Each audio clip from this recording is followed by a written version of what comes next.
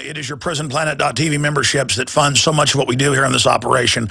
And then we're more than happy for the TV show after it's aired live, then be leaked out onto the web to tens of millions of people. That's our goal.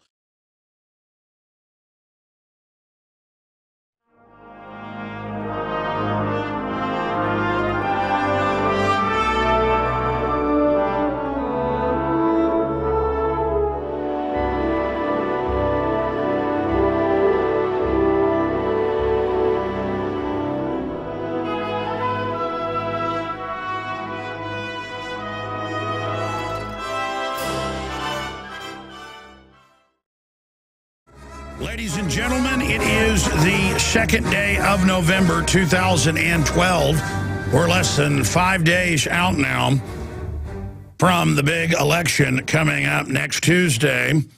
And it is quite a spectacle, even if you know, by and large, it is theater. Though it is true that Barack Obama wants to make churches pay for insurance that covers abortion. Whatever happened to separation of church and state? I'm going to break down what separation of church and state is a little bit here today. The federal government's trying to threaten Catholic churches, saying, hey, you don't criticize abortion now, and you're going to pay for it. I mean, they have no jurisdiction, but they've tricked churches into this. So I'm going to expose the giant hoax that is separation of church and state. Separation of church and state is real, but the definition that they have publicly sold is a complete fraud. So I will be getting to that. Look, talk about a delayed reaction. It's kind of like Force 10 from Navarone, where they detonate the dam and it doesn't collapse right away. It takes a few minutes. Sandy's worse than I thought it was going to be. I thought it was mainly hype, and they still did overhype it as basically the storm of all time, Satan incarnate ravaging the East Coast. But I was talking to David Ortiz just earlier. He was talking to friends and family on the East Coast, and they say it's scary. And so we're going to get maybe get David in here later to give us reports of friends and family he's got on the East Coast. And we also have Dan Badandi out on the East Coast in Rhode Island, who went back for a week to visit family, one of our reporters, so perhaps we'll get him to pop in. Joel Skousen is going to be with us for an hour and a half to give us his research into what really happened in the Benghazi raid. He thinks he's got the intel on what that whole soap opera is about. We've heard a lot of different conflicting ideas from Dr. Steve Pachinik, Webster Tarpley, many others. And I'm not saying their ideas couldn't be plausible. I don't think we have total proof of exactly what's happened yet. But it is important. He'll be joining us on that. Then other geopolitical issues and basic preparedness. He was actually on the East Coast during the hurricane. Joel Skousen was. So that is coming up. We are also going to get to ex-Penn State president charged with perjury in Sandusky case. This actually happened while I was on the air yesterday, but I never got to it, but it dovetails a lot of important issues, so we're going to be breaking that down. And I saw a story out of Colorado. Now Kurt Nemo has actually written an article about it. Cops evict homeowner in Colorado. And they were in military uniforms and armored vehicles and things when they came. And it just shows that the difference between police and military is there to go after an enemy and kill people and break things. And the police are supposed to be guardians of the peace. And now police will tell you they're paramilitary. And the more and more of the population they're going to fight are going to be you, as the system raises taxes and regulations to the point of where it's impossible to keep your farm, your home, any of it. And the police all over the country even show up when the house is fraudulently being taken. And courts rule, hey, the banks can just take houses that aren't theirs. There's been a few cases, one in Florida famously a few years ago, where I think the headline was cops foreclose on Bank of America. We ought to pull that video up. I think it's still on YouTube, guys. I want to play that again. Cops foreclose on Bank of America because they took like $1.2 million paid for a decade before in cash. There was never a mortgage to any bank or Bank of America. It was paid in cash. And they just came and took it. And a year later, Bank of America wouldn't give them the house back and wouldn't give them the money. So finally, a judge said, go take the money out of the bank. And they sent the marshals over. But the point is they didn't send guys in military uniforms over. So we're going to be looking at that. We're going to be looking just at the police state on steroids as well today. It is all coming up. We'll be right back. Stay with us. And we are launching another edition of the Alex Jones Show. I am Alex Jones, your host. Joel Skousen, expert on geopolitical activities, editor of World Affairs Brief, former Marine Corps fighter pilot in Vietnam, one of the leading world experts and best-selling authors of Strategic Relocation, the book, and The Secure Home, and also in the new film of the same name, Strategic Relocation, that we've just produced and released this week, available at InfoWarsStore.com. He will be joining us for the last hour and a half of the broadcast today to give us his intel on what really happened in Benghazi, and then geopolitically what's happening in the economy, and your phone calls and more. I want to do this in the next hour and a half. I want to specifically open the phones up for people in New York, people in New Jersey, people in areas where the looting is increasing. They're talking about gas won't be there in many areas for another week, the power off for another 2 weeks. How are they going to have the election in 4 days? It's Friday, Saturday, Sunday, Monday, 4 days, Tuesday. How are they going to have the election when large areas of the East Coast, they're talking about 4 to 6 million people still without power and probably without power next week? I want to hear from you with your eyewitness reports of what's happening in your area. Did you think the storm was hype? Or are we seeing it kind of as a delayed reaction? Because I had hoped that it wouldn't have been as bad as they were hyping. Sandy starved New Yorkers, dumpster dive, NBC. We reported that yesterday. It's intensifying. Unrest growing among New Jersey, New York citizens, dumpster diving for food. Fistfights over fuel, tempers flare in Sandy aftermath. And it is just a huge chronicle. Fox News reporting on that. This is a boiled-down article that's excellent by Mike Adams up at Infowars.com, originating from naturalnews.com. We're going to be going over some of that. But there's looting. There's people getting mugged and beat up in massively increased numbers. And the media is trying to play it down. Anarchy along the Jersey Shore and on Long Island in the aftermath of Hurricane Sandy. Michael Schneider, at Economic Collapse blog, breaks it down. 4.7 million homes and businesses that do not have power. Diving into dumpsters. They're saying the power could be off until November 11th. That's just some of the information there. Here's CNBC. Why East Coast gas stations may not, or why East Coast gas shortages may not end for a week. And it goes over the fact that supply lines are having big problems. Frustration at the pump reaches danger levels with fights and things breaking out. New York, New Jersey gas shortages, mile-long lines, rationing, fights, police draw guns. And quite a image of insanity that Breitbart has been able to collate together there. Staten Island Borough President, don't give money to the Red Cross. Yeah, I've been saying that for a long time. I've seen Red Cross, United Way just do things that blow your mind. More than half the money they just completely keep. What they do is spend on PR. They have a lot of well-meaning people that volunteer for them, but that's just their front. I remember Oklahoma City, after that bombing, I think it was American Red Cross. Yeah, it was American Red Cross. Took over for the post office the checks and would take checks that were directly in the name of private individuals they saw on the news and deposited themselves. Guys, WorldNet Daily wrote about that, but so did the local news. Will you guys type in, because I want to correct it if I'm wrong, going from deep memory here, like 15, 16 years ago. Search engine, American Red Cross kept Oklahoma City money. It's either them or United Way. The point is they all have been caught doing just all sorts of terrible things. And, I've done my own research. More than 90% of the money you give to things like Salvation Army actually goes to the ground to actually help people. The Red Cross is just basically a government globalist intelligence operation that they use to infiltrate countries. They use CIA spies within it. But we will go over that. Were you guys able to find that? Here. Let me see if I can find it. Red Cross kept Oklahoma City bombing money. It drives me crazy when something's really, really old and I can't find it. The Raw story, investigation finds Red Cross agreed to withhold. That's from 2005. It's so old, it's hard to find. We'll look into it. Again, I'm not 100% sure on that. It's one of those two. The point is that you have to find, I guess, the exact headline when it's like 15 years old.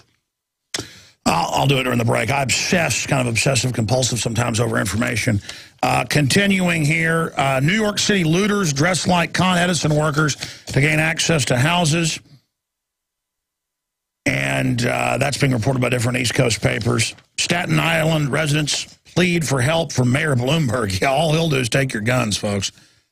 Continuing, 72 hours after grid down, starvation, supply shortages, food lines, no clean water, no gas, transportation are at standstill. Yeah, within 3 days, people start fighting and rioting without adequate food and water. Within 10 days, the Pentagon's done breakdowns in different countries watching this. Over 90% will start killing for food and water. And within 15 days, 90+%, depending on which study, it's right over 90, become cannibals. Within 15 days, the 9 out of 10 plus people will start eating others. Now, I mean, it's not going to get to that point, obviously, but notice this is happening in areas where you have people that are disarmed in these big mega cities that are death traps during disasters. I mean, if there was ever a big earthquake in L.A. or New York, a really big one, I mean, the system isn't going to be able to help you, and they aren't going to. They're going to come and take your guns because that is their goal. They'll put you in the Superdome for 6 days, sit on top of giant piles of food and water while you get raped inside. They will come to your high and dry home in the hills, you know, above New Orleans, and they will come, noticing you have a generator, and they will steal it, and they will take your guns, and they will put you in jail, and they will knock your teeth out of you if you talk back. That's what happened. We have, and they put it on the news like it was a good thing. The government is evil. The government is evil. There's some National Guard people that, despite the corruption, you know, help some people. Yeah. In some areas of the country, are there good police forces that do help people? Yes. But in a disaster, the cops go home to take care of their families. And I just could not imagine living in a place where they've disarmed the people, like some of these mega cities we've got. I just can't believe it.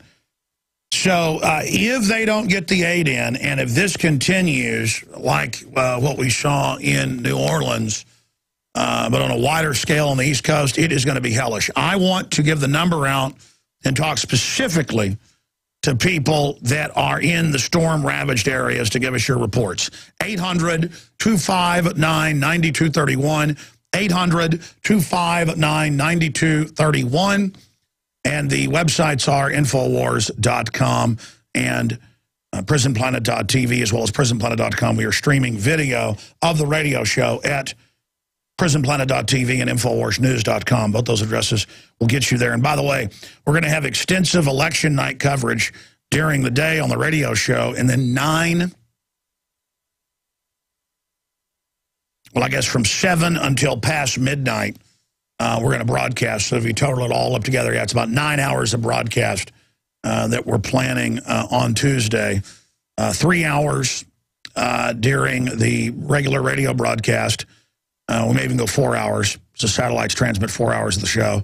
And then we're going to do about 4 or 5 hours at night. So 8-9 hours of transmission that we're going to have on the Tuesday of Election Day. And then Wednesday, November 7th, in the aftermath, if there is any civil unrest or anything or any false flags, we're going to just be 24/7 covering. And that's why I've got 6 reporters on top of the other 3 reporters and all the other writers and researchers here at Infowars.com.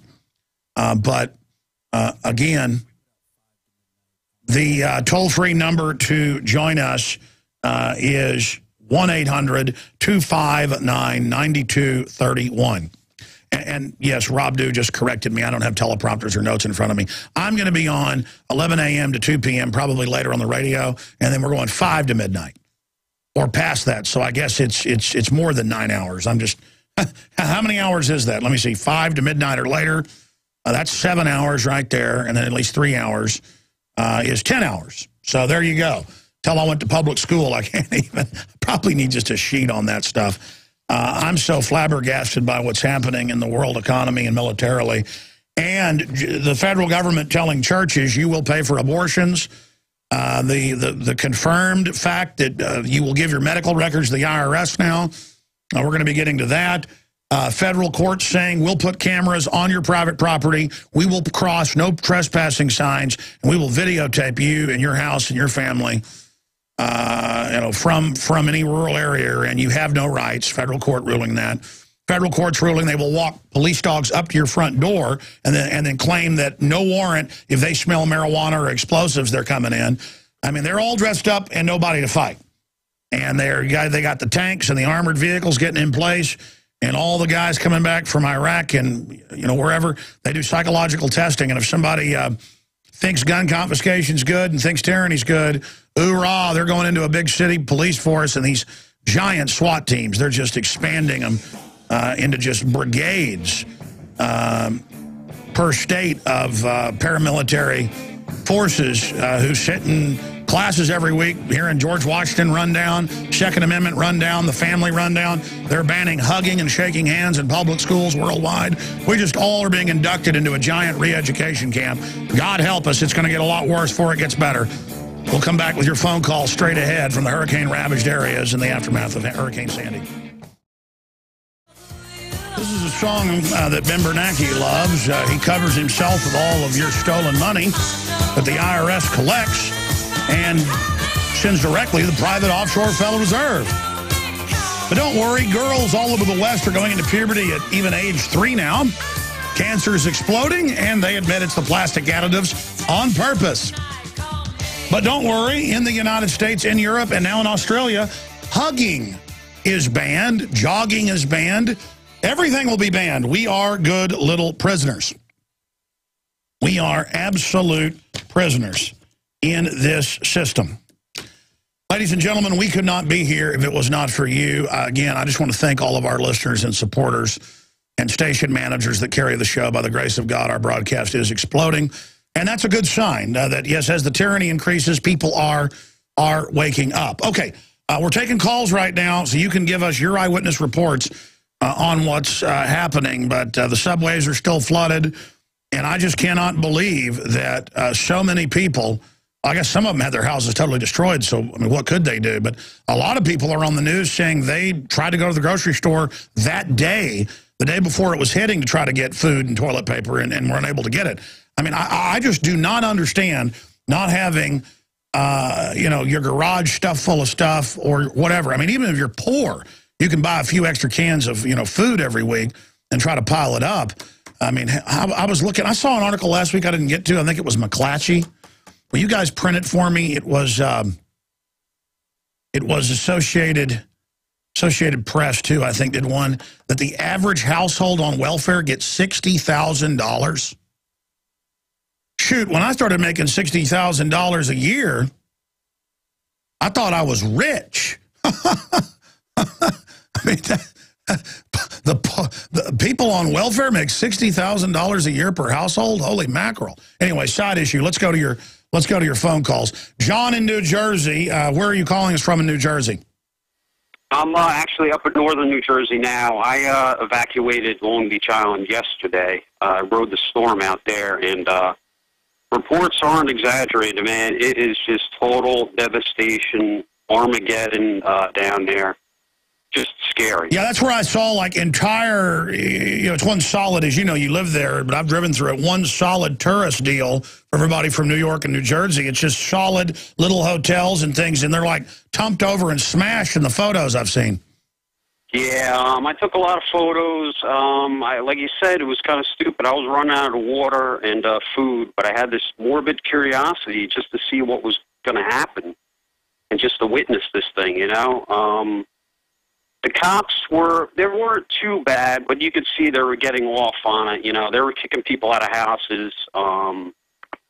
They were geared up, and they're, paramilitary gear almost, you know. They just didn't want to deal with anybody. I could kind of understand that, but you could tell some of these guys were really getting off on it. Yeah, I mean, you know what? I'm not the toughest guy in the world, but I can stand up for myself, and I'm pretty confident. I would be embarrassed when I've seen police in some of these big cities, the way they act and strut around and are mean to people that haven't done anything. I mean, it's something you're seeing all that chicken walk behavior going on? Yeah. I mean, there's really not too many people left there on the island. I mean, it was a mandatory evacuation, so they tried to get everybody off. I was actually escorted off by a friend who's a police officer. And, you know, he's a good guy, but he's just trying to do his job. But, sure. I mean, that's one thing. I'm talking about, I thought you were implying people were, you know, really getting off on getting in people's faces. But I could also see the point of, if they're saying mandatory evacuation. You know, my issue is if people want to stay and shelter in place, that should be their issue. I mean, I understand if a dam breaks, they could say it's a mandatory investigation, but just government has lost my trust, by and large. That's my issue. Well, this is a vacation home, and I was taking care of it for my family, so I shut the water off, shut the gas off, power off.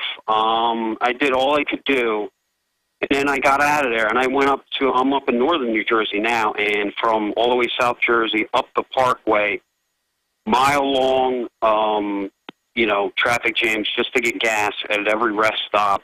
People walking on the Parkway, walking across, trying to get gas with gas cans. I mean, if it doesn't get better, we're talking about bedlam soon up here in some of the urban areas.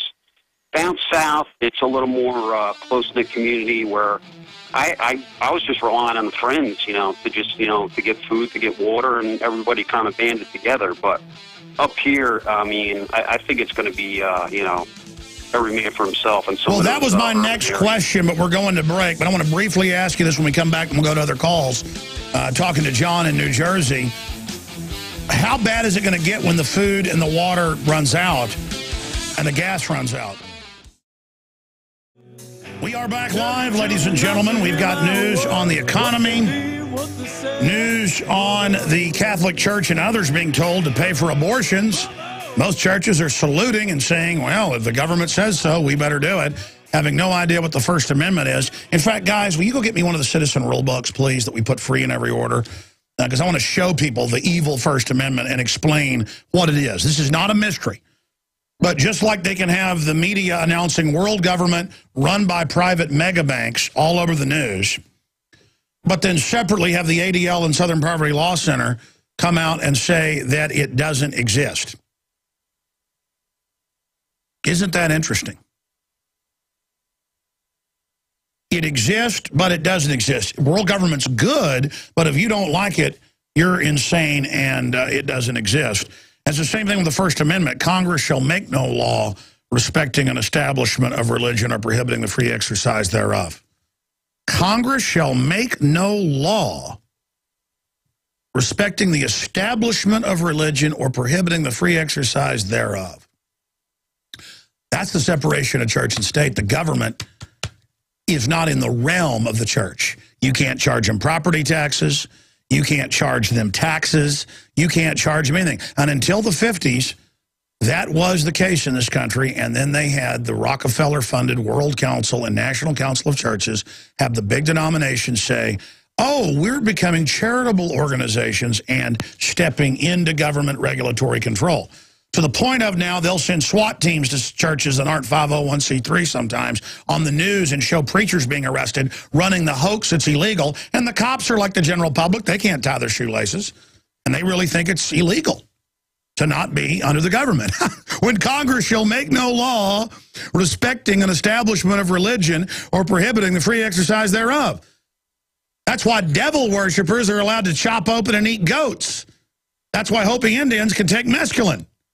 But you, as a Christian, cannot be against abortion. You got that, Mac? So we're going to be going over that. I'm already starting to go over it, but we're going to get into it more. It's very important. I had Joel Skousen joining us. Finishing up with John, then going to Gordon, Steve, Bob, Don, and others a little bit quicker. What do you expect to happen? You're saying you had to leave your place devastated, mandatory evacuation, and you were starting to allude to things breaking down. There's already fistfights, fuel running out, people dumpster diving within 24 hours, muggings, attacks. I mean, it's starting to really go south quick. it could be absolute bedlam by election time. What's your view on that? Oh, yeah, no doubt. You know, where I am, it's a suburbia community up north here, and people are banding together. You know, they're sharing our resources, food and water, huddling together, you know, if you have power or a generator, stuff like that. You know, that's all well and good. That's to be expected in these type of areas, but when you get into Patterson, Newark, you know, things are just going to go bad, sour. If, you know, the major problem is gas. No one has gas. And, you know, it's just, I know people are siphoning, you know, gas out of cars and trucks wherever they can, you know, at night and stuff like that in certain, you know, other areas. We're just going to see how long it takes to get the power back on and get the pumps running, you know. And if it takes a week or 10 days, like they're saying, do you think it's going to explode? It could explode, like I said, in some of the, you know, crummier areas, for lack of a better word. The thing is, New Jersey has some of the strictest gun laws, and for the people that need them, it's hard for them to get them, and the people that don't need them have them. So that's right, and they throw the book at law-abiding people that break the law and get a gun for themselves to protect their family. Insane. I could not imagine living in a place where I don't have firearms. I mean, it's such a secure feeling to have a firearm right here underneath my desk. It is so secure at night to go to bed with my family that if anybody tried to attack my house, they're dead. I mean, you know, meet Mr. Semi-auto shotgun. God bless you, sir. Hope everything turns out up there okay. Wow. Gordon in New Jersey. A lot of calls from New Jersey. Go ahead, sir. You're on the air. How you doing, Alex? Good, Listen, sir. Everything that they're saying about this hurricane, I just got my power back about 40 minutes ago. Oh, good. Everything they're saying about this is absolutely true. I don't know what they're saying on the media because we've had no access to it since Monday when this thing started. But you're saying what you heard me. You're saying what you just heard me on the radio cover is true. Yes, absolutely, absolutely. As a matter of fact, all the law enforcement, you don't see anybody on the street. You see them all at the gas stations.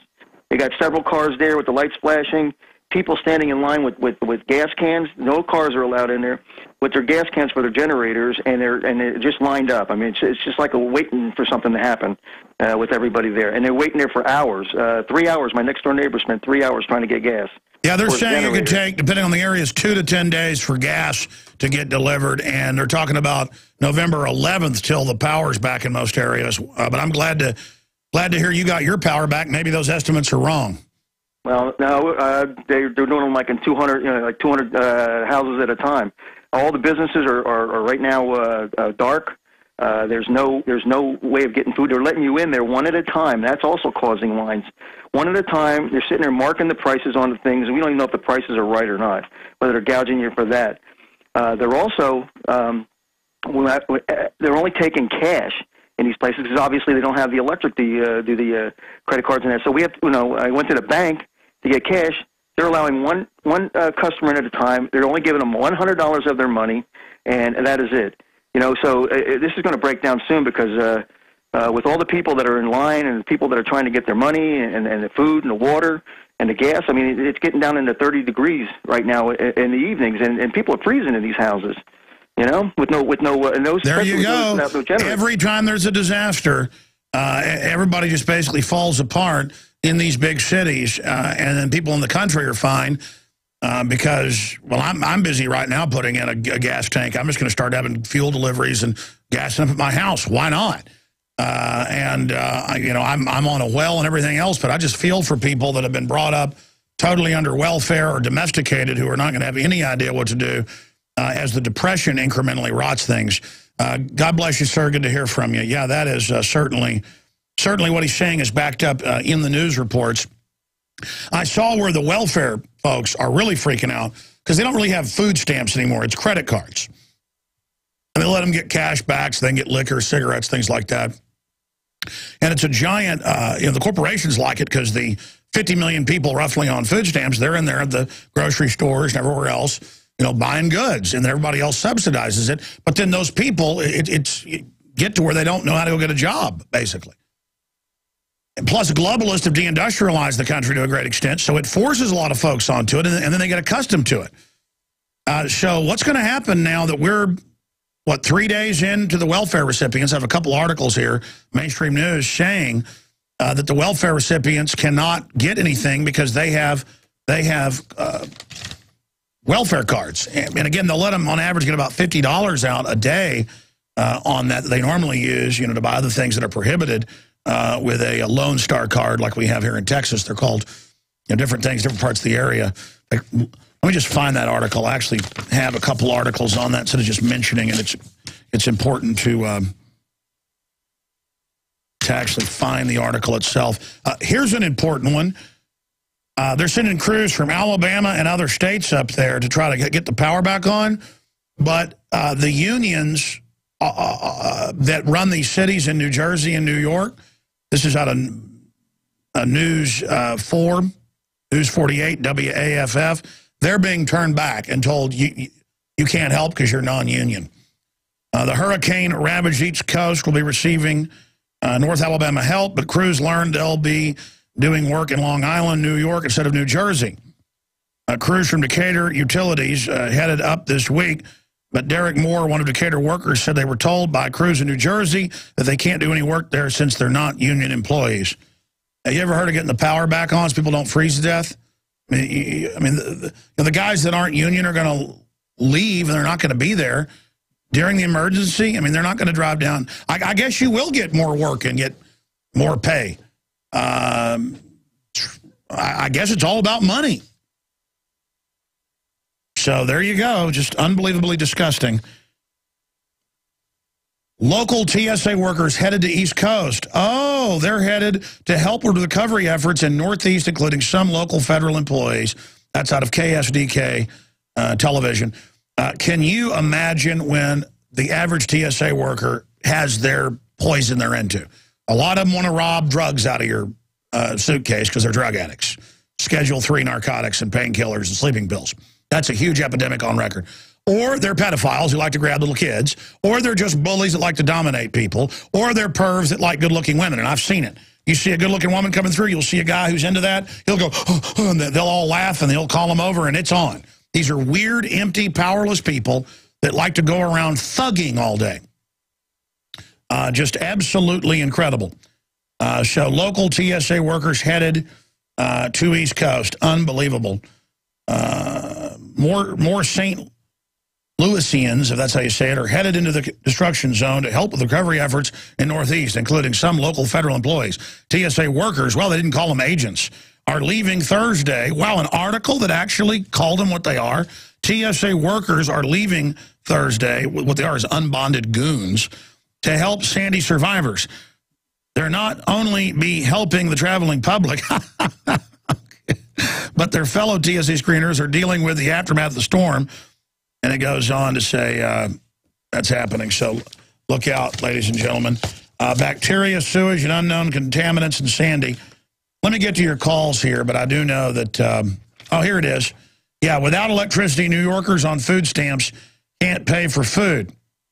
It's been more than 3 days since power went on in many parts of New York, including the Lower East Side, where multi-story public housing complexes like the LaGuardia houses don't have electricity. For many of the residents are also without food because their electronic benefit cards aren't working. So we're going to be going over all of that as well. But let's hurry back to your calls for folks in storm-ravaged New York, New Jersey, and other areas calling. Steve in New York, what are you witnessing there? Are you in the state or the Big Apple? I'm in Staten Island, the forgotten borough, the only conservative borough in the city, which is why we're neglected. Yeah, I saw that Bloomberg's not sending help. But that's how it is. Republican states, whenever they have big wildfires, Obama won't send help. Yeah, I mean, we come together here about half a mile away from me, just third world conditions. It's a complete disaster. But, yeah, I mean, telling everybody listening, if you're on Staten Island, no one's going to help you. You have to help yourself. You got to get yourself together because waiting for the government to come and save you, it's just not going to happen. So... Well, if it's like Katrina, it's going to be more than that. They might come pilfer your wife or rob your house. Yeah, I mean, we're not allowed firearms here, so, we have the police circling all the neighborhoods, and you look at them wrong, you're dead. So it's pretty bad here. It's, I don't know what to tell you. I mean, I have power. I'm basically in the middle of the island, but the rest of the island, most of it is just a complete third world situation. It's horrible. And by third world, we're only 3 days into this. Most estimates by folks that studied demography and the different things that happen societally, I guess that's like mob psychology, say that if the power stays off a few more days and there's not adequate food and water, that it's going to be serious, uncontrolled rioting and looting will start. Because once people get hungry, they don't care if the cops are shooting at them. Exactly. Yes. It's I'm hoping the power comes back, but like I said, to the rest of the island, but it's just a complete disaster. Well, if the looters really get going, what they'll do is, this has already happened in some areas, they'll set fires as distractions and then start looting, and the police will just stand down. I mean, what are the police doing there in Staten Island? Patrolling all around. It's kind of like paramilitary force, helicopters. And like I said, if you look at them the wrong way, if you go down to those areas, you're either getting locked up or you're getting shot. So it's there's no messing around with at least in the Staten Island police. They're pretty heavily armed, and they're taking care of all the riffraff that are crazy enough to try something. But like I said, we can't really defend ourselves. We have to rely on them. So it's pretty dire straits if it comes to the point where there's rioting and more unrest. We haven't had that much where I am, but it's going to get crazy unless they get the electric back up. Yeah, I'm looking at different photos and videos from Staten Island of collapsed houses, streets blocked. I mean, what's it like there closer to the beach? Just everything's homes off that foundation. One home is say a block away. Now it's 5 blocks into the inland. Just complete disaster. I mean, water rose up, about a half a mile into the island around all sides, and all the people living there are just homeless now. And like I said, waiting for help, waiting for the government to help them, but no one's going to help them. I mean, we're banding together here, helping each other, but just like I said, the mentality of trying to rely on government to save you, I mean, just not going to happen. I mean, this is just a lesson to be learned. That luckily I've been listening to your show for a long time. I'm a Prison Planet TV subscriber. I'm aware of this stuff, but the people that are listening, if they just maybe not hip to this stuff, I mean, it's going to be. Yeah. Sir, it was the same thing. I'm no rocket scientist, but we had the 2 or 3 days after 9/11, we had medical doctors on saying those are asbestos buildings. There's 5-6 feet of dust. This is deadly. They're lying. It certainly is bad for people. And Christina Todd Whitman came out and said it's good for you to breathe. And I said, look, don't give money to the Red Cross and United Way. Give it to local churches. And I said mail respirators to them. I remember Mark Kornke also was the first I heard to point that out. And he was here on the Genesis Network at that time, the militia leader. And he said, we've absolutely got to get respirators. And we ran a program on air to try to get respirators up there. And again, the government knew that. If we knew that, they knew that. They were covering it up. They didn't even tell the people, hey, it's not safe, but if you got to come in, at least wear a mask. They let little kids 2 days later come back to school in the area. I mean, again, the government is run by the worst of the worst of the worst, total and complete sharks. And it is just absolutely off the chart what's going on. God bless you, sir, and I hope everything turns out okay there in New York. But, I mean, if it's bad now, what do you think it'll be like in 3 or 4 days if there's not food and water and gas and things? It's going to be pretty bad. Yeah, it's going to be really bad. I mean, it's basically, we have a strong community, at least in this borough. So, we're actually helping out each other. The churches are working together with the community, and everyone's helping out each other. But, I could just imagine New Jersey and the areas really hit hard. I mean, that's basically all I can say is third world conditions probably for the next couple of years, at least where I am. And they're not going to rebuild. They're not going to save you. So, yeah, the last hurricane, I was down in Galveston a few years ago before the big hurricane hit. I forget the name. And it tore it all up. And, I mean, I've gone back down there like 3 years later. And it still tore up in a lot of areas. I mean, and that's a big tourist area where there's a ton of money from Houston coming in there. Hotel rooms down there in the middle of the summer are like $500 a night for not even a nice one. And they can hardly rebuild there. Can you imagine areas that were already depressed like Staten Island? Just amazing. God bless you, sir. And people say, well, why don't you get out of Staten Island or New York knowing this? Well, it's where people live. It's where their families have been for hundreds of years in some cases. Man, look at this. Round 2. Forecasters predict nor'easter may hit East Coast Election Day. Another messy, wintry storm may cause post-Election Day problems for an already weather-weary East Coast, forecasters say. Meteorologists add that it's 6 days out, but that's rather early to get too worried. And again, it's November 2nd now. This came out last night, Fox News. I'm just now learning about that. There is so much to follow here. Look at this article. Every day, without looking, I see multiple articles with TSA minions, working at different children's groups, being arrested for reported rapes of children. You've got the head of Penn State now being indicted for a conspiracy of silence, covering up abuse of kids. Penn State president charged with perjury in Sandusky case, a conspiracy of silence. Yeah, that was a film that was produced for Discovery Channel but never aired. And the makers of that in like 1997 sent it to me, and I put it on Access Television. That's the copy somebody else taped and put on the internet later about the Franklin cover-up and the politicians and the kids and the Boys Town and all the rest of it. People always send me emails or call and say, "Have you heard of conspiracy of silence?" Yeah, I've heard of it. You better cover this. I'm like, I'm the one that put it out, but I didn't produce it. I was sent it and saw it and aired it and got death threats over it, by the way. I'm not bragging. I just hope people understand. I'm hanging out here, folks. I'm hanging way out on the edge, and there's all sorts of circus stuff going on behind the scenes trying to keep this from reaching you. But for every attack, the Lord just blesses us when we go through it. I mean, we are just gaining affiliates everywhere by the grace of God, and it feels so good to be able to warn people and let them know that, hey, flu shots give you the flu. Here's a document. Hey, read the insert. It says it can cause neurological disorders or death. Hey, your local newspaper says no flu shot side effects. Here's the CDC's own website. Let me read where it says it can kill you. I mean, I want to warn people.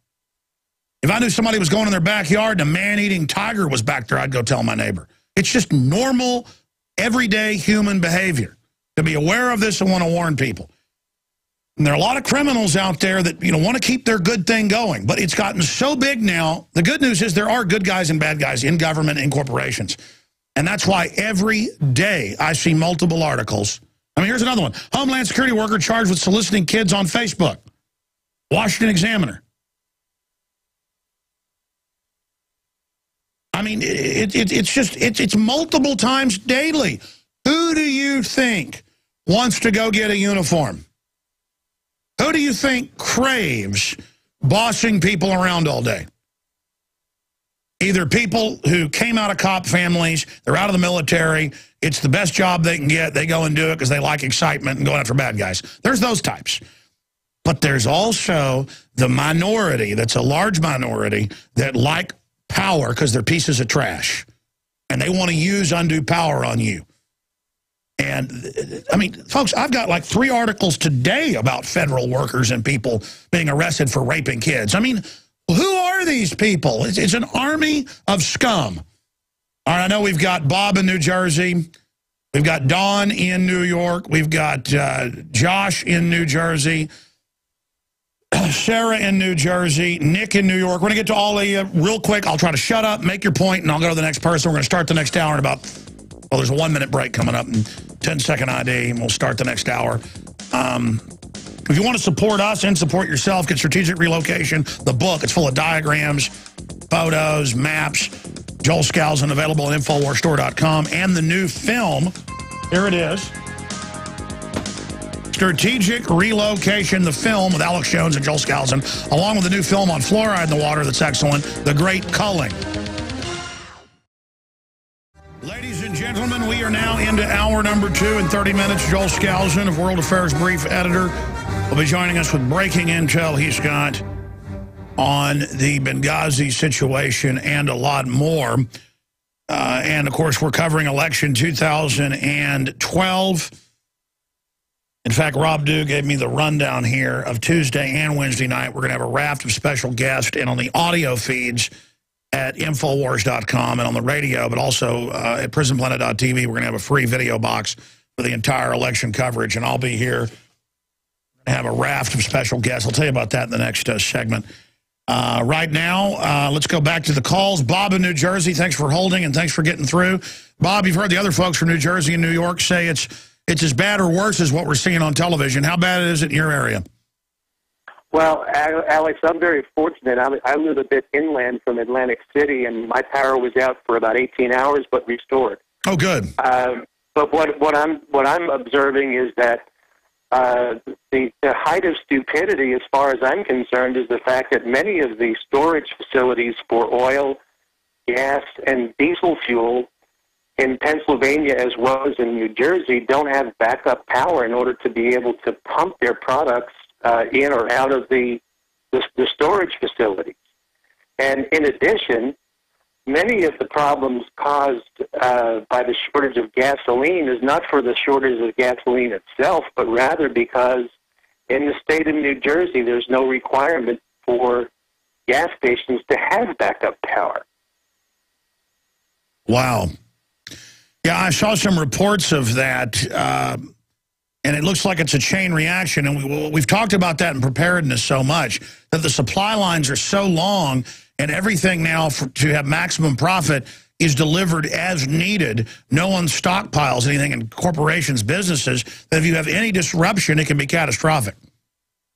Well, that's a concept in business known as JIT, just in time. Yeah. Just-in-time inventories are great, except if there's any disruption in the supply chain, just as you said. And the reason that there's so much problems is because the product can't get distributed. In addition, all of these communities have, in recent years, set up these offices of emergency management, or also known as OEMs. And quite honestly, they don't have the proper protocols in place for even notifying the local press or the local radio stations as to what their procedures are in cases of emergency. And, on the island that is called Absecon Island, that consists of Atlantic City and a few other shore communities along the same island, they were allowing some people to leave. The residents would leave their homes on the island that had been, hit by the storm, and then the resident turns around and wants to get back in because they went to get a part for their heater or they went to get medication and so on and so forth. And then they turn around and go back, and they can't get back in because the police are blocking them from entrance. I mean, it's just totally absurd. What is your view on the prognosis for New Jersey, New York, and other hard-hit areas?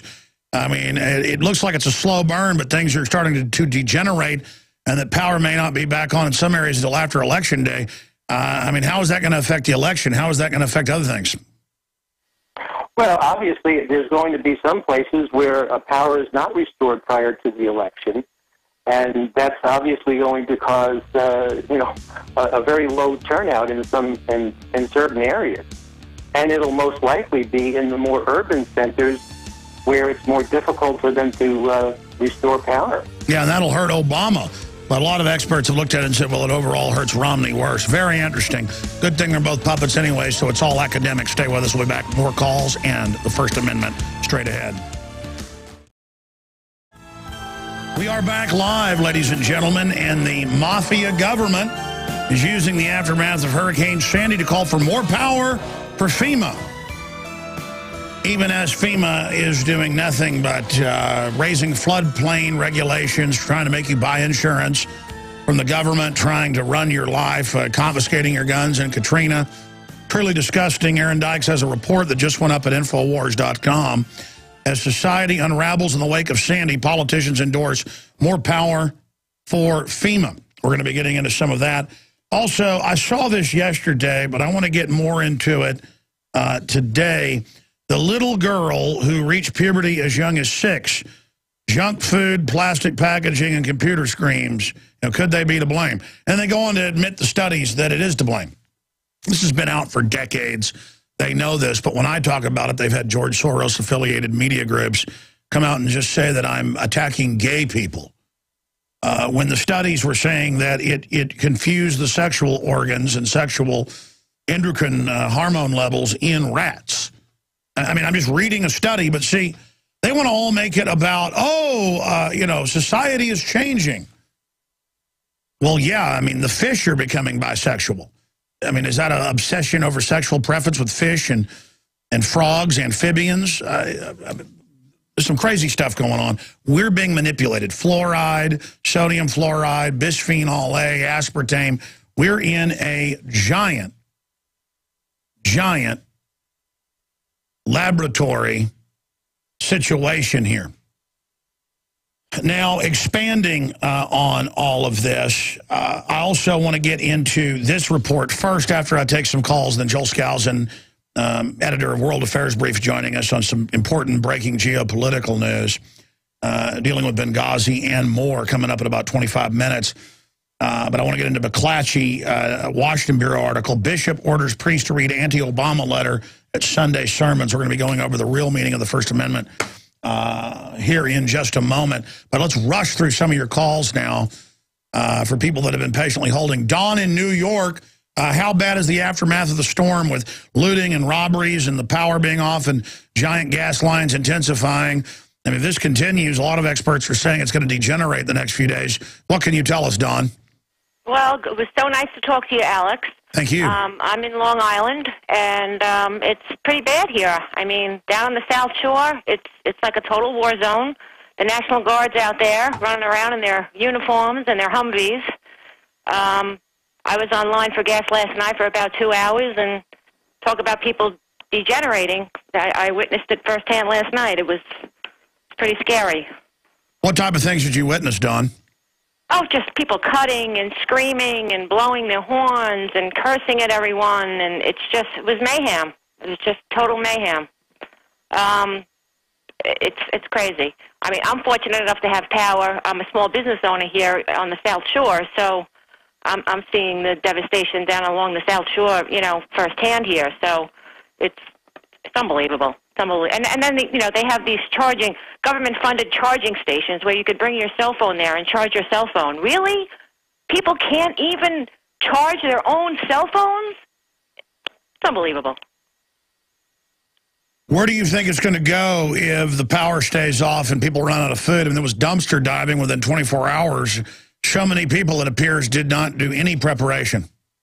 I can't. No preparation.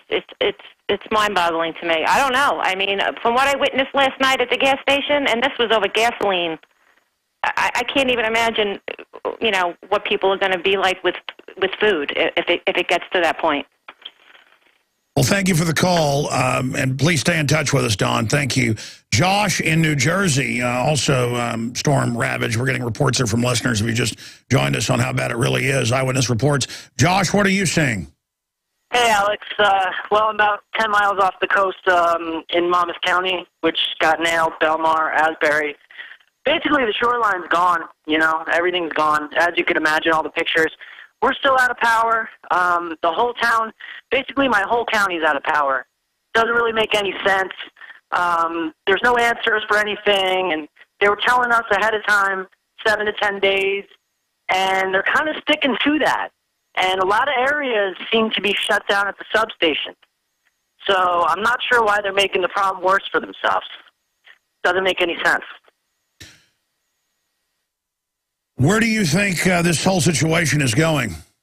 Well, it's obviously going to get worse and worse and worse. I mean, we've been out 5 days, and it's interesting because a lot of people feel like it's going to come back any minute, and nobody's given any answers. Anybody on the radio that's from any kind of organization trying to help, they're really just not saying anything. There's no priority list. What do you think of FEMA, as usual, saying they're the boss, but then not really coordinating, and then trying to block people from coming in to help? And then you've also got the unions trying to stop electricity repair crews from coming in from other states. That's the interesting thing, Alex. I haven't seen any repair crews for days. I mean, nowhere. They just, every light's off. You see cops sitting there trying to still write people traffic tickets, which is just unbelievable. Of course. I mean, I'm not even, you know, they're sitting there with their radars on. Unbelievable. That's perfect. I mean, yeah, no. I mean, the country could be under nuclear attack, and the cops would be writing tickets. Yeah. To be honest, as soon as this happened, I wanted to call because something's not right. And really what I'm calling about is what's the big picture here? What are they doing? What's the agenda? It's going to affect the election. You know, something's going on. Did you know 2 months ago, Dan Bidandi, when he was, I guess, flying back from being down here for a job interview, he's now been here, I guess it was 3 months ago, but he's been down here now over a month. And it's on record on his blog talk show on YouTube, and we did a report on it last week. He also talked about it during the money bomb 2 weeks ago before this even started, the 48-hour broadcast. He was in an airport, and a guy recognized him, an Alex Jones listener, who was pretty senior mid-level FEMA, and the guy was showing him camps and saying there's going to be a big natural disaster, a storm is going to hit during the election, and they're telling us get ready for all this. And Bidandi, you know, was walking around the office telling me about it, and I heard him on, you know, during the 48-hour broadcast talk about it. I'm like, yeah, right. Even as the storm was forming. Now, maybe they just get FEMA ready every time for a power grab. But they have them ready for this federal rescue with 20,000 buses from other parts of the East Coast going into these areas. And we've had all the cops call in saying they said get ready for something huge, late October, early November. It's going to, well, I mean, you saw the troops all over the East Coast and doing drills, and even in St. Louis and Missouri telling them, and the bullet buying. Now, I don't know if this is the case. I'm just saying that is really scary that Bidandi, who doesn't run around saying a bunch of stuff like this, it'd be one thing if he was saying, you know, dozens of things, but then, I mean, I believe his story, and then it starts to come true, and then, I mean, I hope they get the power back on, and I hope this is a false alarm is my point. Yeah, well, they're saying until next Wednesday, and I'll tell you right now, if that's true, it's going to be real bad. People here are not understanding they're not going to be able to eat. They can't, you know, heat themselves. They have kids. It's going to be a nightmare. It's not going to get any better. And when they shut off substations and put entire towns in the dark, I'm not really sure why they're doing those things. And they have the cops out writing tickets. And then they're just sitting there, you know, waiting to scan you and see if, you know, you have a warrant out. I mean, it's just absurd. Yeah. I haven't seen, this is the county seat where I live, I haven't seen a single electric truck, nothing. I mean, maybe they're out, you know, where they need to be to make it all happen. But if you look at it, something's not right. Something is not right. Well, that's what we're seeing is it looks like it may be a partial stand down, kind of like the L.A. riots where the government invited what happened. And, wow, we're going to continue to track this. Thank you, Josh. Wow. Sarah in New Jersey, same state there, really ravaged. Where are you calling in New Jersey? Can you hear me, Alex? Yes, ma'am. Okay, I'm calling from northern New Jersey. I work in Manhattan. I have several questions to ask you. Number one, I did a mail-in ballot, so I voted. Good. The National Guard, like, that's my biggest concern. They are bringing in the National Guard like there's no tomorrow. Well, that's because they've disarmed the public in many areas of the country, so you don't have the normal, you know, citizens being armed to stop looting. And it's kind of like, you know, they take your immune system away to then put you on drugs. And that's kind of what's happening. But, I mean, in a way, if the National Guard wasn't there, it'd probably be a lot worse. But how long are they saying until the power's back on in your area? I don't know. I'm like, I have power. I have everything. Oh, good. It's concerning me that I keep seeing National Guard on the news. When you look up here, you know how they have the little thing going across the bottom of the screen? Yes, the ticker. FEMA. Call 1-800-FEMA. Yeah, everything in this country now is government's going to do it for you. Government welfare, government food stamps, government cards, government control, government. And the states, by and large, just don't even exist in many cases anymore. They're just subgroups of the federal government itself run by foreign banks. How bad do you think it will get in some areas of New York and New Jersey if they don't have power for another 8, 9, 10 days like they're saying? Exactly. They're saying not until my birthday. You're not going to have power. You're not going to have anything. What also upset me, Alex, was yesterday, I was going down the street just to go to Dunkin' Donuts and get some coffee. You can't do it because it's 3 stadium lines deep. But there was a guy walking down the street on his phone, and he was like, I haven't eaten in 2 days. And it's like, come on, you idiot. Like, everyone listening to your show, come on, you idiot. Like, get food. Like, make sure your family is taken care of. Well, that's what I can't believe is some of the numbers I'm seeing, up to half the public made no preparations at all, and they had like 5 days of Frankenstorm news, end-of-the-world announcements, and then people ran out the last day to grab everything off the shelves. Incredible. All right, stay in touch with us, Sarah. I'm going to come back and get into the real meaning of the First Amendment because the government's taking the churches over completely right now. We're going to break this down straight ahead. We're going to shatter one of the biggest globalist hoaxes out there. Stay with us. Okay, folks, we are back. If you go to drudgereport.com, you can see the article that we put out this morning. Gun sales surge in fear of Obama re-election to an all-time new high, and I will be getting into some of that with Joel Skousen. That is a Paul Joseph Watson article. Firearms shop owner labels Obama the best gun salesman we've ever had. You know, I was having a talk with my wife this morning, and she's a really smart lady, and she said, look, Obama says he's going to make churches pay for abortions on their insurance for their employees. He says he's going to ban handguns and rifles. He says he's coming after them. I know Romney's New World Order, but, you know, maybe it was last night I was talking to her, but she's like, shouldn't you at least admit he, on the surface, says he's better? Because people aren't going to understand. You know, the average public's like, well, no, Romney says he's pro-gun and he's anti-abortion. They're not the same. They're backed by the same globalists, but they are not the same. And I just get a bad, immoral feeling not coming out and saying people should vote for Mitt Romney. I always just tell you what my gut feels like, what my heart feels like. Nevertheless, though, then I realize intellectually he's bought and paid for. It's the left-right paradigm. This is the trap where the Democrats just move you quicker towards the tyranny in one respect, but Republicans lead you towards tyranny faster in other areas. And then I think about how the Democratic Party groups are trying to shut us down with all sorts of dirty tricks that I don't even talk about on air. I'm so sick of them.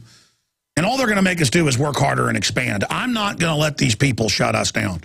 I think that's what Joseph Farah said to me on air and off air. He said, Alex, I know they do stuff to you. I know they mess with you. He goes, they mess with me. Don't you get it? They're coming after you like you are with the Republicans, even though you're not. And I guess that's kind of what it's like. It's like if there's some gang coming after me because they see me as part of another gang, and I'm not part of the other gang, doesn't matter. I'm still in the gang. That's what the power structure does. They just put you in a gang, and then there's nothing you can do about it. Because I'm anti-abortion, ladies and gentlemen, and pro-gun. That's why they hate me. And I'm so sick of the New World Order. I am so sick of them, and I'm so sick of people that are dumbed down and don't know how evil the globalists are. I am so tired of it. Let me tell you something. If you're a new listener, the New World Order is real, Jack. Okay? I've had whoever it is listen to my phone lines before many times and call up and death threat me and tell me in a voice right out of a movie that they were just listening to what I was talking about with somebody on the phone. They've done it to my wife, too. And again, I don't say that to intimidate or scare you. I say that so you understand, folks, this thing is real. Okay? The New World Order is real.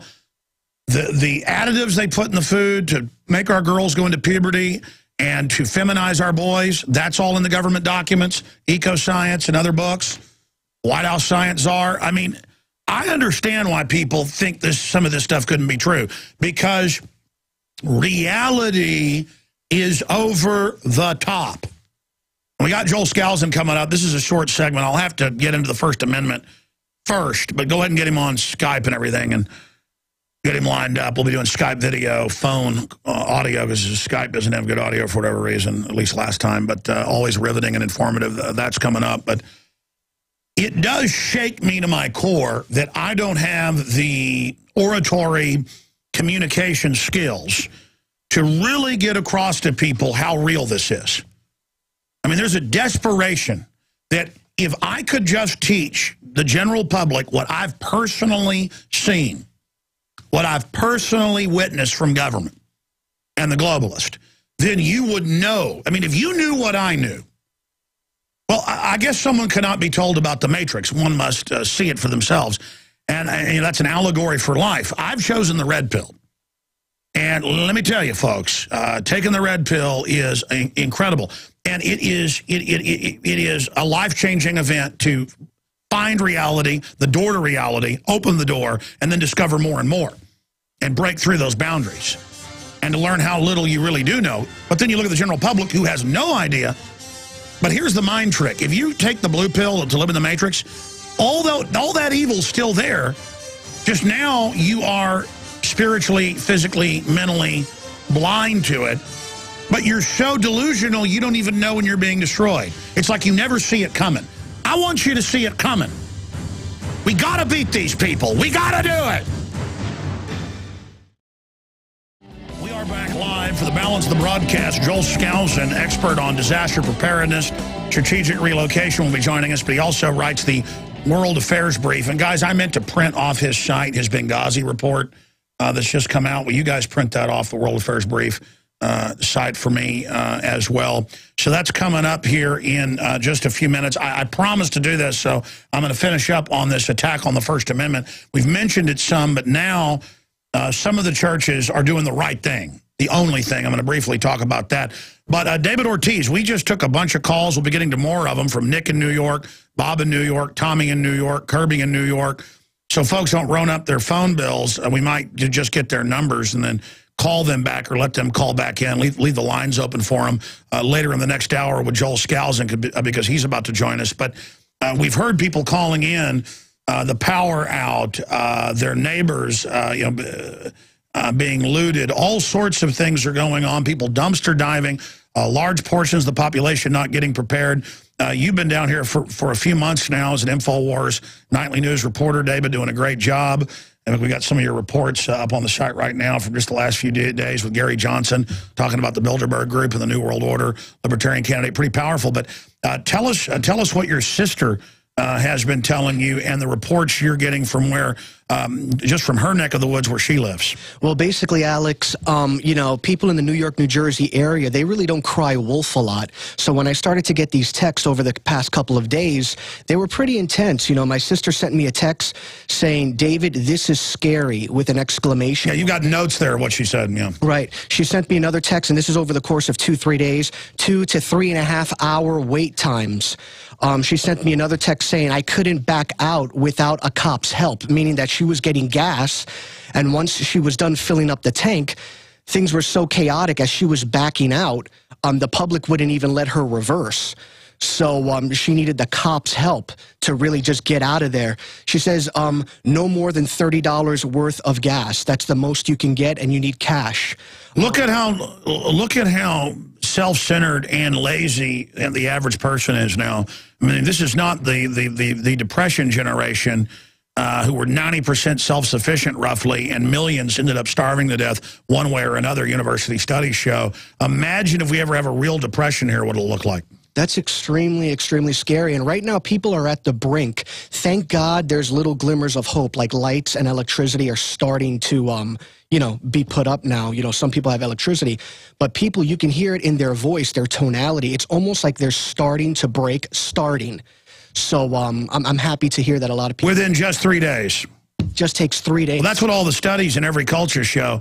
5 days, massive rioting, looting, and there's not food and water and power. 10 days, 90+% of people will start killing and actually even invading areas where people are armed to get food. And within 15 days, over 90% become cannibals. Yeah, absolutely.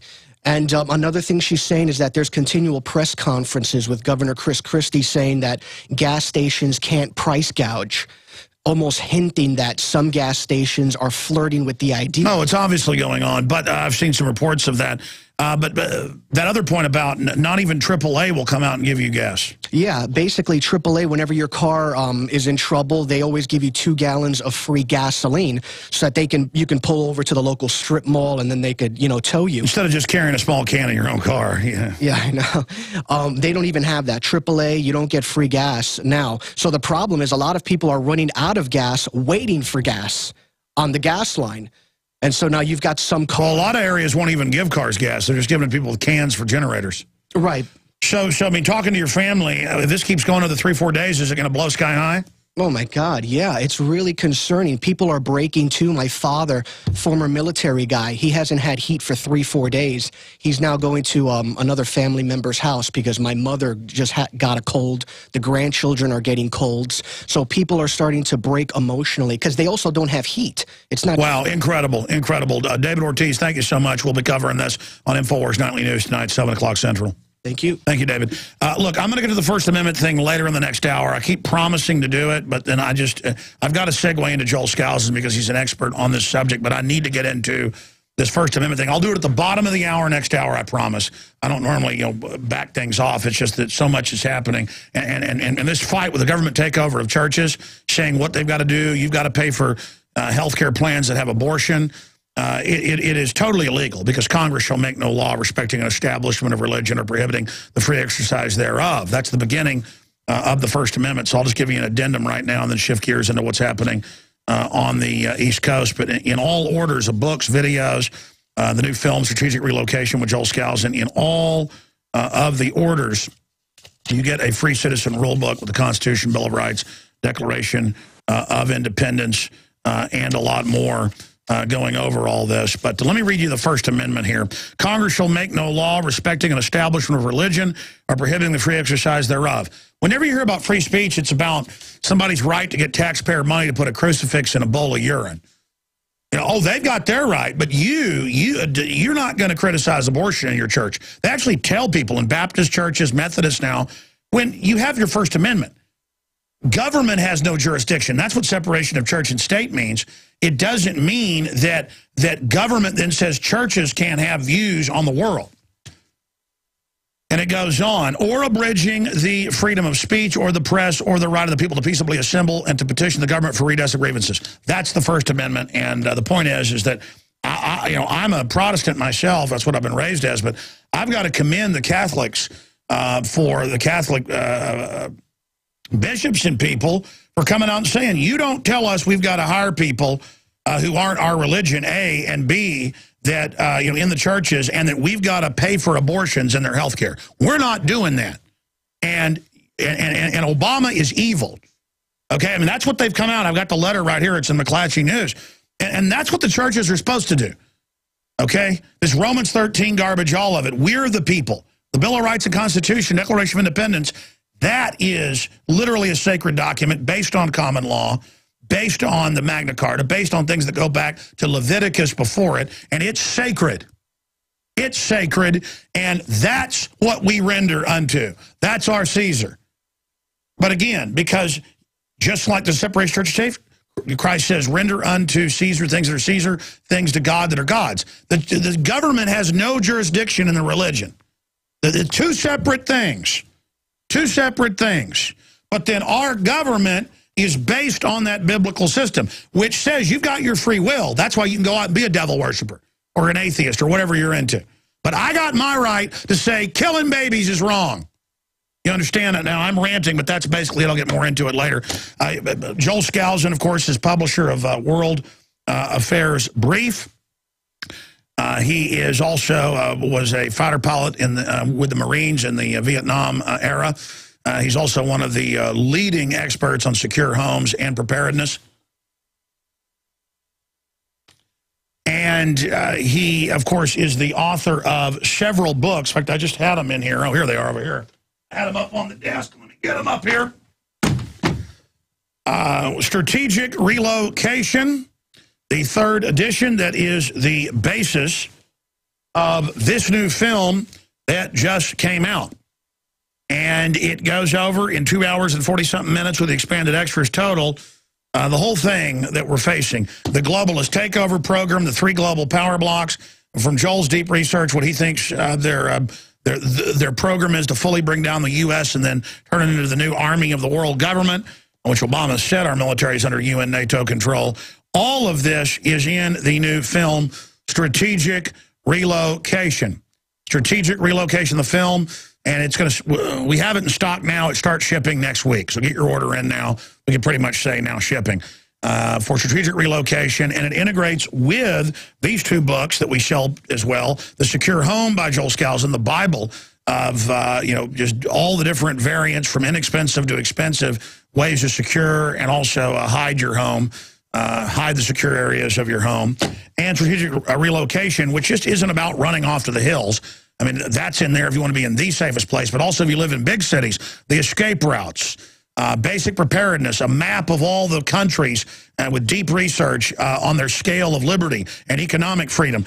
Truly an amazing book. All three of these are available, discounted at InfoWarsStore.com. And again, I produced the film Strategic Relocation with the great crew, Rob Jacobson, and of course, Darren McBreen and many others that helped put this together. But amazing graphics, amazing research. This is invaluable.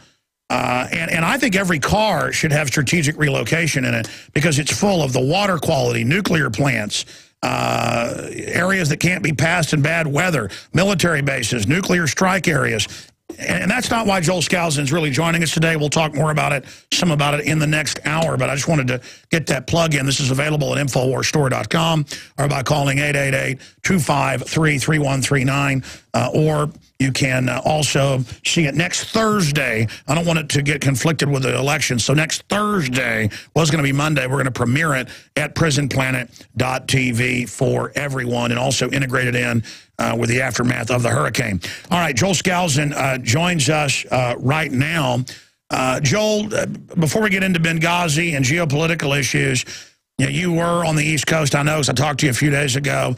As the hurricane hit, you were there obviously consulting, building secure homes and things. Every time I talk to you, you're somewhere else. Globe-trotting. You've lived in many of these countries around the world, so that's how you can speak about them and talk about them. But just looking at what we're seeing in New York and New Jersey predominantly, where most people just didn't even get prepared, they're just begging the government to help them. Staten Island, in a collapse-type situation, it's just incredible to see how domesticated we've gotten. And you just heard David Ortiz there, sir, talking about people not having power, people suddenly getting sick, under stress. God forbid we go into a full collapse depression or any type of military attack on this country, because I think it's safe to say most of this country has now become fully domesticated. Well, I was there, Alex, in the Albany, New York area, which was inland of the narrow strip of band, which was subject to the flooding and most of the high winds brought down the power in that narrow band around there. But it's interesting that even with, and because of that narrow band, I want to emphasize that there's not a huge area like Katrina that was destroyed or had a lot of destruction. This is a narrow band, and there's a widespread power outage because of the power lines going down. It was amazing. It was like a light show when you see the transformers explode and you see these blue and white like fireworks going off underneath the clouds as each of these power lines would short out and create the transforming problem. One of the biggest problems is the backing up of the sewers in that kind of a flooding where you have a lot of contamination, a lot of disease. Could be a problem if people aren't very, very careful. But the thing that I want to emphasize, it's kind of like I told you so in strategic relocation. I say, the biggest problem isn't earthquake. The biggest problem isn't hurricanes or even nuclear war. The biggest problem is high-density population areas, because no matter what comes, it's the people that cannot and will not and do not prepare that are going to get deadly. And you may survive the terrorist attack, you may survive or not even be in a nuclear target area. And yet when people panic and go berserk, have no food and start to pillage, everything stops. Everything gets very, very dangerous to your life. And even a handgun isn't going to protect you against huge mobs. You just can't go around defending yourself against those kinds of numbers. And that's why I say to people, don't wait until this thing is bearing down upon you before you seek for relocation. And even those people who can't get out of the New York metro area, you can relocate to areas that are less dense, that are more inland. They're not sitting right on the beach where they're prime target for this. Sure, Joel, just to interrupt again, I thought your Skype was good enough for radio. It's degraded a bit. The video is great, though, for prisonplanet.tv viewers. We're going to put you on the landline right now, so we'll go Skype video, phone audio right now with Joel Skousen. I want you to repeat everything you just said. It was pretty audible, but I want everybody to listen carefully. When you see the trailer for Strategic Relocation, you're only looking at the nuclear war aspect that Joel believes the globalists are gearing up for. And now we hear the Russians talking about nuclear war against us and stuff. I mean, we're in a more dangerous position now, the Pentagon says, than ever, even during the Cold War. That's not denied. But most of the book is just about other issues and the fact that when society breaks down, I mean, we see this slow depression happening and just the crime increases and the media just covers it up. So as all of this is expanding, I want him to repeat that for you because that's the issue. It's what comes after. It's after the hurricane. It's after the earthquake. It's after the fires. And, you know, as the civilization gets, you know, more and more stressed, you're only going to see more of this type of thing unfold. And, again, I don't know much compared to, say, my dad or my grandfather when it comes to farming, ranching, processing game.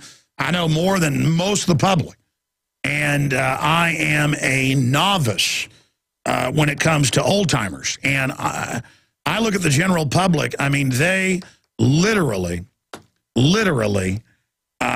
do not know how to tie their shoelaces. And it's getting worse and worse. People are really good at watching television. People are really good at working the system.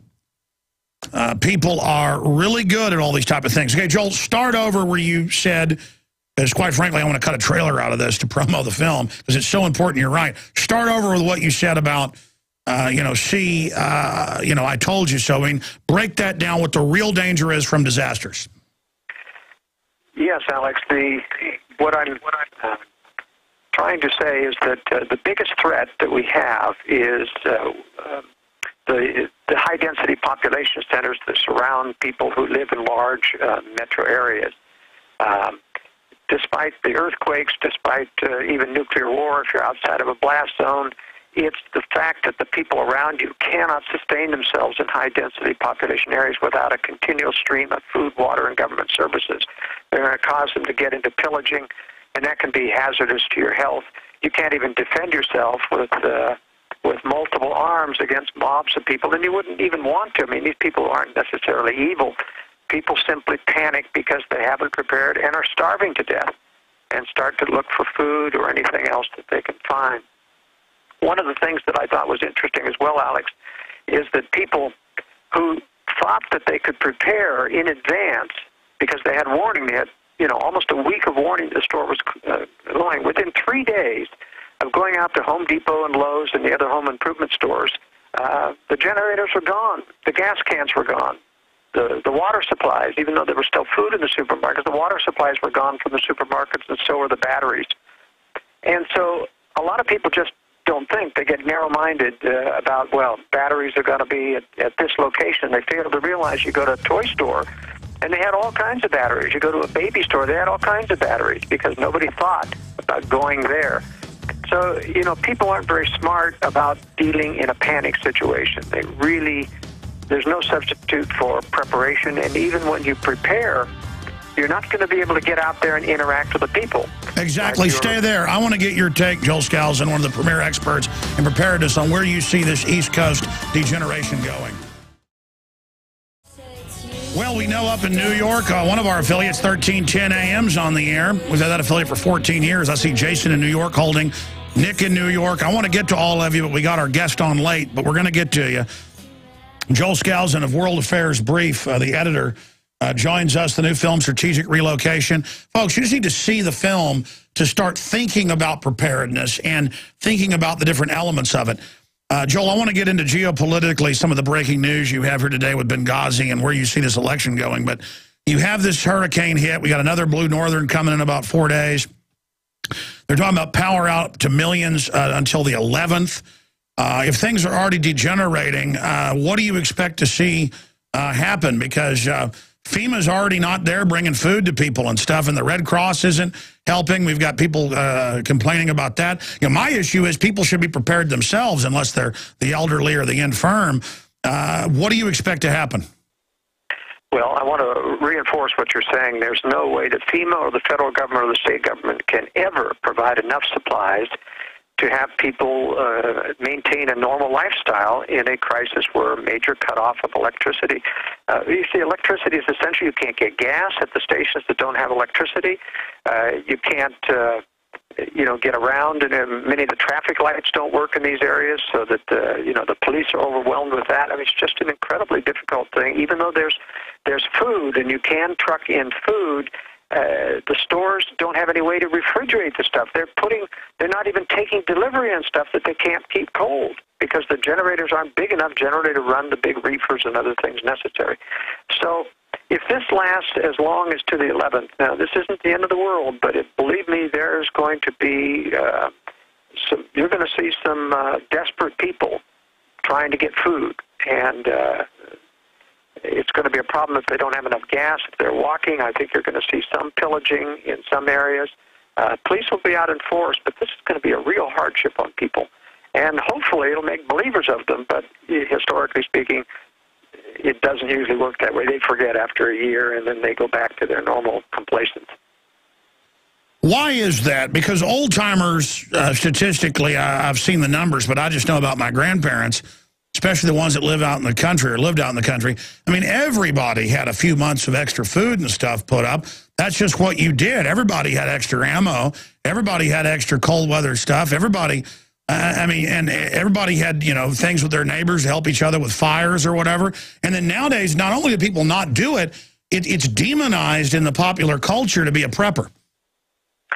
Well, a lot of people are so used to going almost daily shopping to the store and using most of their food out of the refrigerator, and that food now after 3 days is going bad, and that's the problem. They've got a few canned goods, but people are not used to making their own food or grinding their own wheat or having a slab of meat hanging in the back pantry like they had in the Depression days, and so we've really lost a lot of skills in that regard. So it's not going to be pretty for the people without power. Frankly, not all of the same millions without power are going to be without power. That's probably the last to pick up power. So as power fills into these areas, you're going to find it easier for people to go to where there is power to get. So there probably is not going to be major social unrest, but it should be a wake-up call to everyone that you just don't want to be in a major big city where power goes out. Next hour coming up, author, researcher, former Marine, naval aviator. We got to get you on sometime, Joel, just to tell some carrier landing stories at night. You've told me those privately, pretty interesting. But we got more serious stuff to cover. We're going to come back and get into Benghazi, other geopolitical news, your phone calls, and a lot more. Joel Skousen of World Affairs Brief is our guest. I'm Alex Jones of Infowars. We're going to take a few calls in this segment, then get into his breaking Benghazi reports and information, what he thinks really happened there, where he thinks this election's going, talk of unrest, more on the hurricane and the aftermath. DrudgeReport.com's top linked on the left-hand side to our story about record gun sales. But I want to just separately get Joel's points on a bunch of other issues, like the attack on churches, religion in this country. I mentioned that earlier, makes my blood boil. But right now, let's go to Jason in New York, a 1310 AM WRSB. Again, that is probably one of our oldest affiliates since 1998. We had some before that, but those stations have been sold or changed names. The good old Dr. Wolf was the fellow that owned those stations, since passed away a long time ago. What a great guy, but we're still on those fine stations. Anyways, I always just reminisce because that's 1310 AM. It's like a member of the family. Jason, I guess the station's on. You've got power. I know that covers a couple cities. You in Rochester or Buffalo? Rochester, Alex. How you doing? Good, sir. What's on your mind today? How's it going up there? Yeah, we didn't get hit hard at all. We're pretty good out this way. Nothing happened out the where I'm at. Yeah, you're inland. Yep. We're I'm about 20 minutes outside of Rochester, about an hour away from Syracuse. Well, good to have you call in today. What's your take on the situation? Jason, I mean, what did you call in about? Well, I'm off topic today. I was hoping to talk to you about the, basically, Ron Paul sticker on my car got me into a whole bunch of trouble out where I'm at. Oh, well, we can get Joel Skousen to comment on that. It's in official Homeland Security reports that I got and broke 3.5 years ago that is a sign of terrorism You support Chuck Baldwin, Ron Paul, or against the New World Order? Joel Skousen, comments on that? Yeah, they have targeted them, not necessarily as terrorists, but as potential domestic terrorists or people who are dissidents in government. Tell us what happened with your Ron Paul sticker. Well, I was passing through the VA, Veterans Administration Hospital, where the police said I was passing through there too many times. They're literally in my backyard. And they decided to pull me over, and I pulled over, and they decided to pull me out of my car. When I asked them why they were pulling me over, and they said, well, you've came through here 8 times today. This is about 12 o'clock at night. You explain you live there. Go ahead. So what happened? Yeah, right.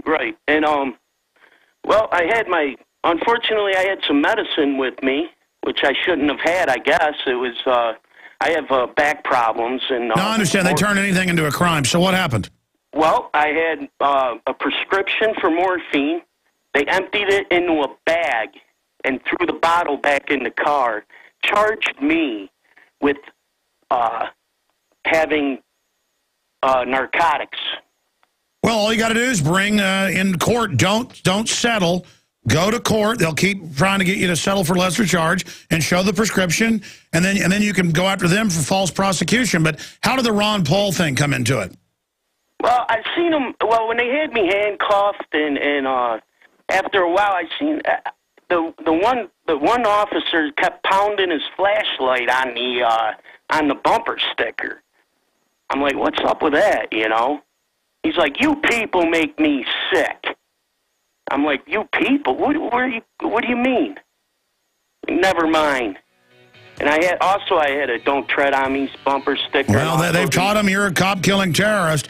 I had a friend out in, I think it was Montana. A guy started a fight with him, started beating him up, so he pulled his pocket knife out and stabbed him. And they were going to charge him with all this stuff, and he just kept not plea bargaining. They dropped it. Sir, all you got to have is the doctor's prescription. The fact that they took it out and put it in the bag, put him on the stand, they'll never let it go to trial. Don't settle. That's what I do. We're going to come back with Joel Skousen. Stay with us. Yes, my friends, you have found us, the tip of the spear, the most successful anti-New World Order radio program in the world, and we're not bragging. We understand that is quite a responsibility. I hope you also realize that the globalists have done quite a lot to try to suppress this information. Over the last 50 years, when people like Joel Skousen's uncle wrote The Naked Communist, trying to explain that ultra-rich were funding communism to shut down their competition. That's now, of course, an open secret that our government put Mao Zedong into power. That's even on History Channel with the old CIA section chiefs bragging about it, that Lenin and Stalin were put in power by the banksters in the U.S. and England. Hitler was financed by the globalists. Doesn't mean they fully controlled them. They just put them into power. Just unbelievable tyranny that we're facing. And the globalists wrap themselves in the American flag and try to take all of our liberties. Again, Joel Skousen is a best-selling author, researcher, the preeminent expert on secure homes, and lived all over the world. His book, Strategic Relocation, is the Bible when it comes to, well, North America is in great detail than other breakdowns of the rest of the world, safer countries if you do want to leave the United States, but also micro areas around cities, the escape routes in the biggest cities. It's invaluable. I mean, I have one in my truck when I go traveling, and it's right there because it's a roadmap and it's something I need. I've got copies at home, and I thought so much of it, I made a film. Strategic Relocation, Joel Skousen tells the safest places to live and how to secure your home, and he breaks down country by country and region by region as well. It's almost 3 hours long, and it's got some info that's not in the book, and the book's got info that's not in the film. Both of them available at InfoWarsStore.com or 888-253-3139, and the extras cover kind of a boil down of what's in his book, The Secure Home. So that's all available at InfoWarsStore.com or 888-253-3139. That's not the main reason he's here today. If you go over to his World Affairs brief, in fact, let's put that up on screen for viewers, and I'll give them the URL. Thank you, here in a moment. If you go to his World Affairs brief, he's got a new article out today where he looks at the Russian Navy conducts missile drills in the Pacific. Feds let Mexican cartel hitmen kill U.S. senior lawman. That was even mainstream news a few days ago. He's got his boil down on that. Folks, I haven't even covered that. In fact, will you guys reprint me that like AP article? Or you can print me the one Joel has up on his site. I mean, that's coming out now. I mean, we have a mafia government. And it's like the Texas State Police tried to stop the CPS from raping kids. The head of the DPS just got removed because of it a few years ago. You got the head of Penn State now being removed for covering up mass rape of children. Folks, Sandusky was supplying them, just like the big BBC reporter, Saville, that's in so much trouble. And this is a cult of evil. But again, joelskousen.com will get you to World Affairs Brief as well. Joel Skousen, Skousen. And again, we'll put his site back up on screen real quick.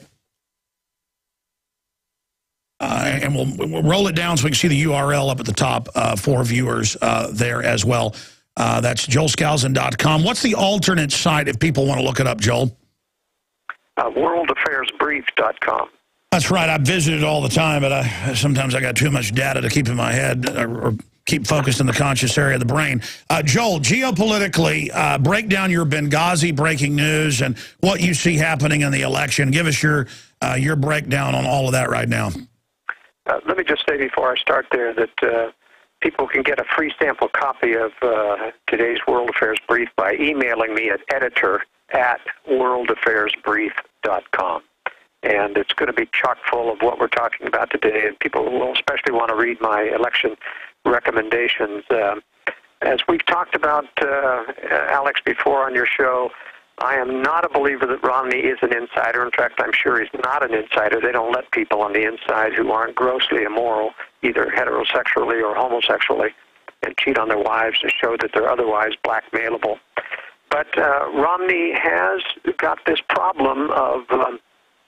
and it stems from the Mormon background of having a persecution complex, of being persecuted for so long, have been called non-Christians. In fact, you had Bill Schnabelen on, ranting and raving about evil Mormons are. Well, as a Mormon, I take great umbrage of that.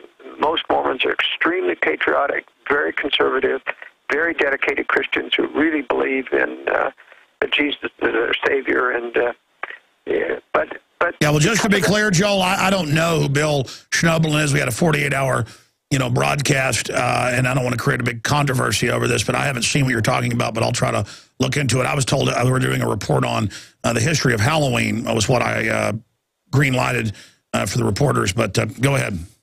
Well, I just got a lot of complaints from me about having this anti-Mormon rant on Alex Jones, and I said, well, I know Alex doesn't agree with that.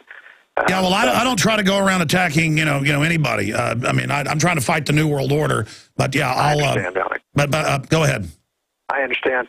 But I'm saying it's very important to understand, and this even affects a lot of fundamentalist Christians who feel like they're out of the mainstream, and so oftentimes you have big televangelists who are in the Christian community trying to kowtow to the White House and get on the prayer breakfast roll, trying to make the establishment recognize them, and it's just not good for religion. It hasn't been good for Mormonism to seek for the approval of the world. And so Mitt Romney thinks he's doing his church a favor, he's doing his family background a favor in the country by seeking to get the establishment to accept him. So he bends over backwards. He hires Chertoff and Associates to bring on the best and the brightest advisors. It's a typical CEO weakness. When you're a big businessman, you hire the best and the brightest. You don't do your own thinking for you, other than your own financial business decisions, which he's very good at making. But, he doesn't know anything about this New World Order. He doesn't know anything. And there's no excuse because there's a lot of Mormons that do. The conservative constitutionalists full of Mormons who really understand this conspiracy issue, but he does not because he wants to make it in the world. He doesn't want to know about it. And so he surrounds himself with globalist advisors and allows them to control his agenda. But the reason the powers that be have tried to stop Romney for so long, both in 2008, both in 2012, is because they are afraid of a non-insider what they might see in the White House. A lot of black operations. If the Benghazi thing went down the way it went down with Barack Obama, who's a puppet, sure, Tom Donilon, who told him at 5 p.m. that day that the ambassador was in danger of being dead, and he was dead a couple of hours. Yeah, let's stop right there and go over your report, because I've been looking at this, and I've seen reports of it's a false flag, to blame Obama, but then I haven't really seen the evidence of that. But then now in hindsight, you look at it, it looks like the al-Qaeda groups that they put in charge of Benghazi, who were charged with security overall, their subgroup are the ones that attacked, and then why Obama would deny help to sabotage himself. I mean, I've really tried to figure out what was happening. From your research, what really happened?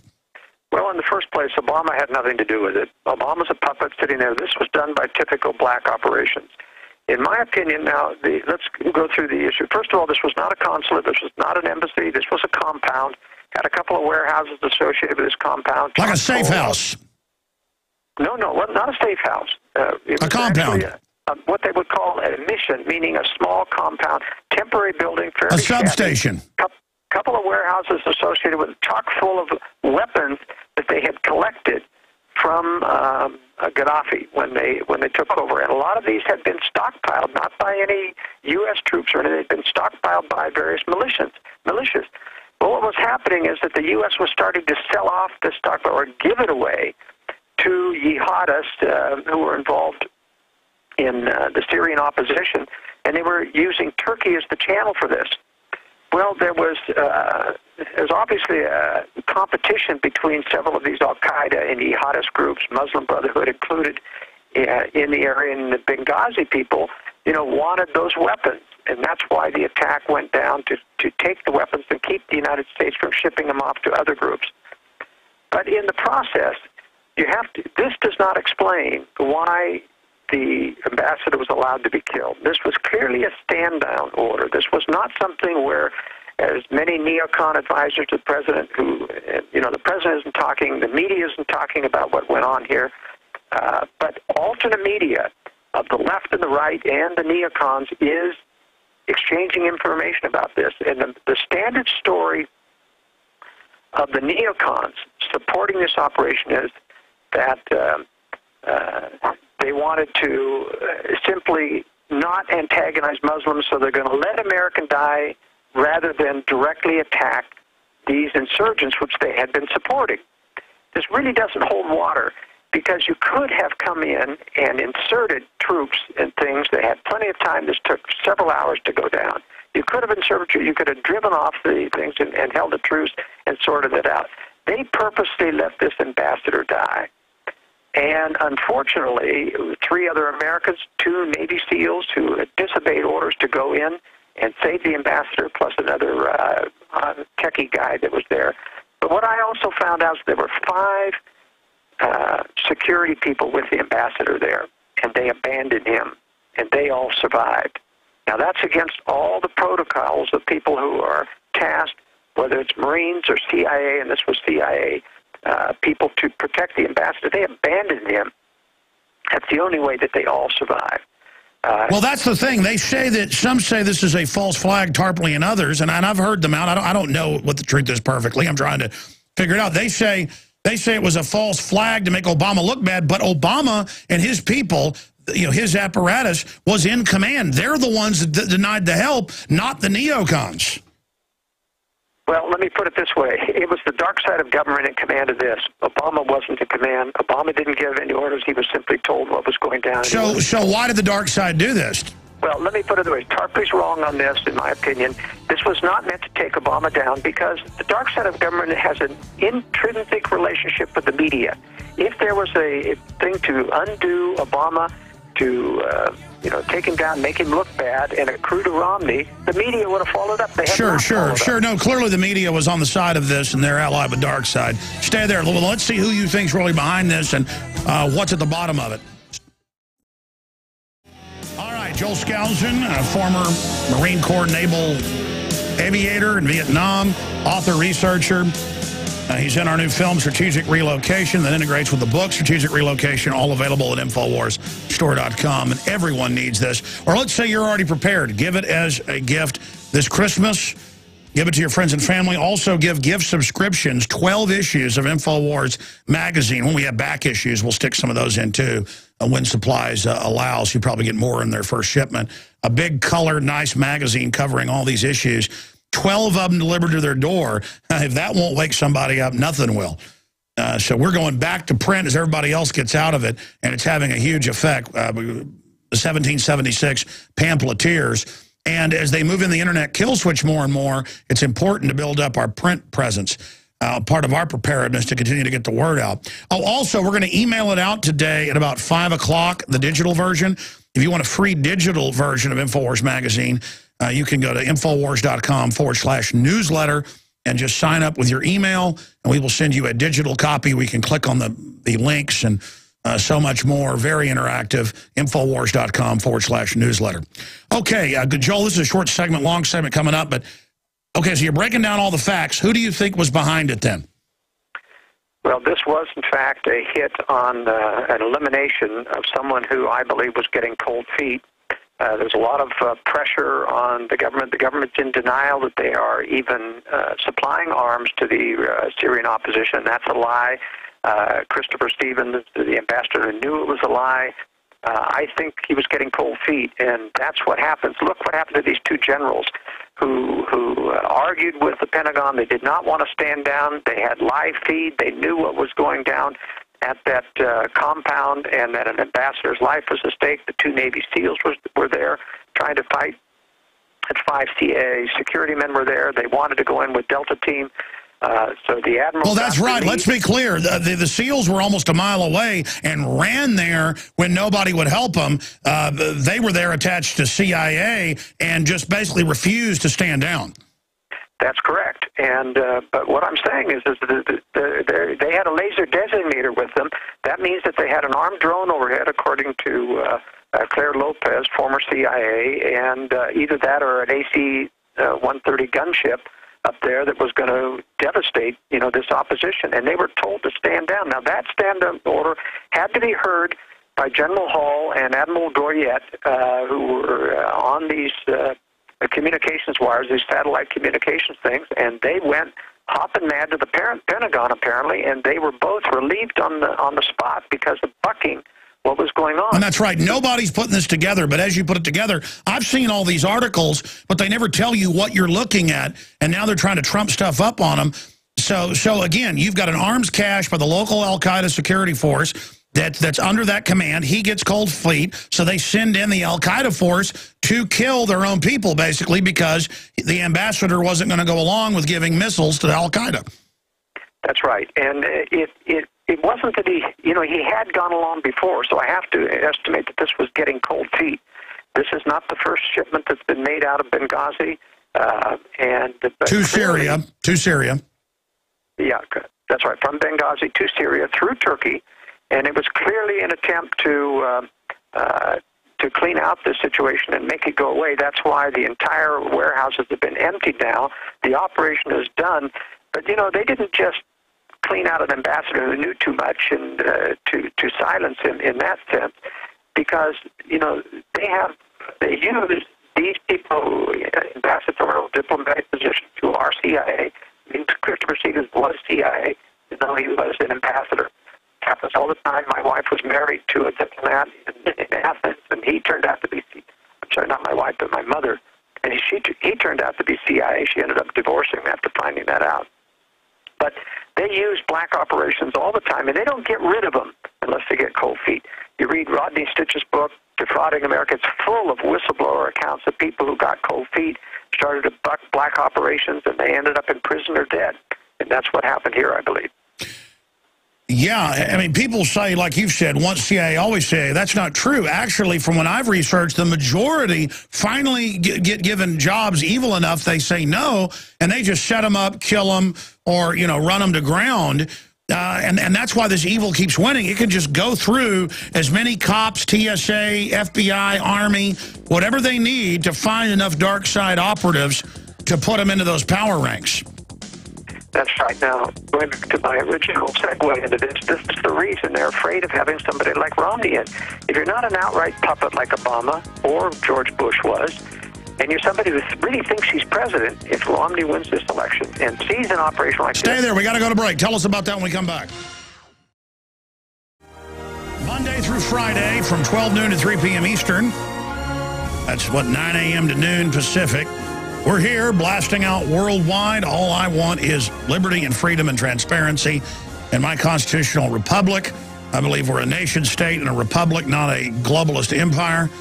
I want to see 1776 worldwide. I want to see freedom worldwide, not authoritarianism. And the whole world is marching towards authoritarianism. There's different power blocks, but they all grab the latest technologies of control. And as the public becomes more and more domesticated, things are getting worse and worse. Joel Skousen of worldaffairsbrief.com joins us again. I'm Alex Jones of Infowars.com. The new film is out, Strategic Relocation, breaking down not just where to move, but micro regions in your area. So impressed with Joel Skousen because, you know, I've interviewed him many times over the last 14, 15 years. I've been interviewing him, I guess, since about 98 or so. Been on the air since 96. But actually reading Strategic Relocation, second edition, before the third came out, because I was looking at where to move outside Austin, I'd already pretty much chosen this area of the hill country. It wasn't perfect. It gets better further out, safety-wise, but it was still, you know, a lot better. More informed people, more prepared people, a lot of other folks that have moved out, you know, knowing what's going on. And then talking to Joel in person, but also off air, and when he came to Austin, he just knew so much about the hill country that I'd grown up in and around. I grew up in Dallas-Fort Worth area, but also had family down in Austin, so spent a lot of time in the hill country and been here since high school. And just amazing. And then other spots of the country I've been to and know about, he knew all about them. And things I learned about certain cultures and groups in certain areas, he knew. I mean, real research. And so he's focused on this. I haven't focused on it, so he knows a lot more than I do. I just spot-checked a lot of it and found it to be really accurate information. So I hope you get the film because it's got escape routes in your city. It's got countries rated on their economic freedom, political freedom. You know, if you choose to leave the country, Joel doesn't really overall recommend that. Perhaps we can talk some about preparedness before he leaves us. Now, there's people have been holding a while that I guess they've chosen to hold, but I'll try to get to them for their reports from the East Coast. But Joel, finishing up with the whole Benghazi situation, what does it signify that they did this and thought they could get away with it? I mean, I know they can sell, snow cones to Eskimos the way the public's dumbed down, but looking at this, they publicly run al-Qaeda against Libya, engage in ethnic cleansing of the blacks, call it a peace operation. Then they start attacking a year ago Syria, who I'm no fan of, but compared to al-Qaeda, Assad's a really nice guy. Saudi Arabia is backing all this. They're running around like madmen. They're trying to get a Shiite-Sunni war going. There's 10,000 missiles missing, 2,000 of them heat-seeking or radar-guided. I mean, you're a former naval aviator. You can break that down for us. But I've talked to Air Force folks confirming that. But it's been in the news. And that's not an issue. PSA needs to, grope everybody and teach us we're al-Qaeda and have highway checkpoints. But the government runs al-Qaeda. And then they admit this was the main security force over Benghazi that the West had put in out of Libya, into eastern Libya, to first launch the Civil War a year and a half ago. And then it was this group that goes in and kills him. And then they say, oh, it was just a protest that got out of control. And, I mean, what really happened? How is it going for him? What do you see happening in the election? Well, they have to keep this phony war on terror going. And that's the reason I believe that the powers that be hired some really second-rate guys to produce this video. Hardly got shown in the United States. It was specifically made to be shipped overseas and given to higher-end al-Qaeda people who went around showing it to Muslim groups to get them all riled up to go attack various embassies. But this is more political theater, essentially, to keep the American people believing. This dovetails with things like Glenn Beck's The Project. This is a propaganda outfit. I'm not claiming that Glenn Beck understands this, but he got this information from a government who said they got it out of Switzerland, just hyping the Muslim Brotherhood threat. It is hype. Almost everybody in the who's made anything in the Muslim Brotherhood or these pro-Islam type of foundations in the United States are run by the United States government. They're the ones that supply them. They're the ones that help them out. They do not intend to let the Muslim Brotherhood or the al-Qaeda people take over the United States. The documentary, The Project, is a lot of fraudulent stuff, comparing it to infiltration with the Marxists. Not going to happen. They have a cultural and racial different look. You cannot infiltrate Caucasian society without being very, very noticeable. The only way that they're able to even immigrate into Europe and the United States because our government lets them in for crisis creation, for conflict creation purposes. But it's not that they allow them to take over. It's not going to be an Ottoman Empire threat. It's not a threat to our civilization. They want it to simply continue to drive the war on terror. It's being very, very successful. And a lot of dumb conservatives are falling into this trap of promoting this Muslim Brotherhood hype, saying that this is the issue. The issue isn't that. It's our own government creating conflict, setting us up for wars. There's going to be a war in the Middle East. The reason that the war on Iran has been postponed almost 6 months, could be anywhere from 3 to 6 months, is specifically because Syria has been a hard nut to crack. They have to get rid of Syria before they attack Iran in order to diminish the threat of retaliation. Syria has far more retaliatory capacity than Iran does on Israel, and they're much closer. Their non-guided missiles can play havoc in Israel. Hezbollah's got about 1,000 smaller missiles, can't do a lot of damage, but Syria can. And that's why Syria has to be removed. That's why all the stops were pulled out to be able to move this equipment in, and that's why they've hired every al-Qaeda, every terrorist they can in the Middle East to go fight against Syria. And, Turkey is taking advantage of what I think are false flag mortar attacks onto the Syrian side of the border so that Syria can double up or triple up on the retaliation they're going against Syria. I think they're trying to provoke Syria into an armed response to Turkey that will justify NATO coming in because, frankly, the Free Syrian Army and the other al-Qaeda types in there are not making headway. They're not going to be able to beat Syria until NATO starts a no-fly zone, which, as you and I know, is much more than a no-fly zone, until they send special forces in there to undermine what's going on. Well, yeah, they call it a no-fly zone and then start bombing any military equipment. I want to get in briefly to the master plan for the Middle East. Obviously, that they need to take out Syria, as you said, before Iran. So this does show they are planning something militarily, at least for the possibility of that. Is why they admit they want to get rid of that. It's what Wesley Clark talked about, the 8 nations that they want to take down.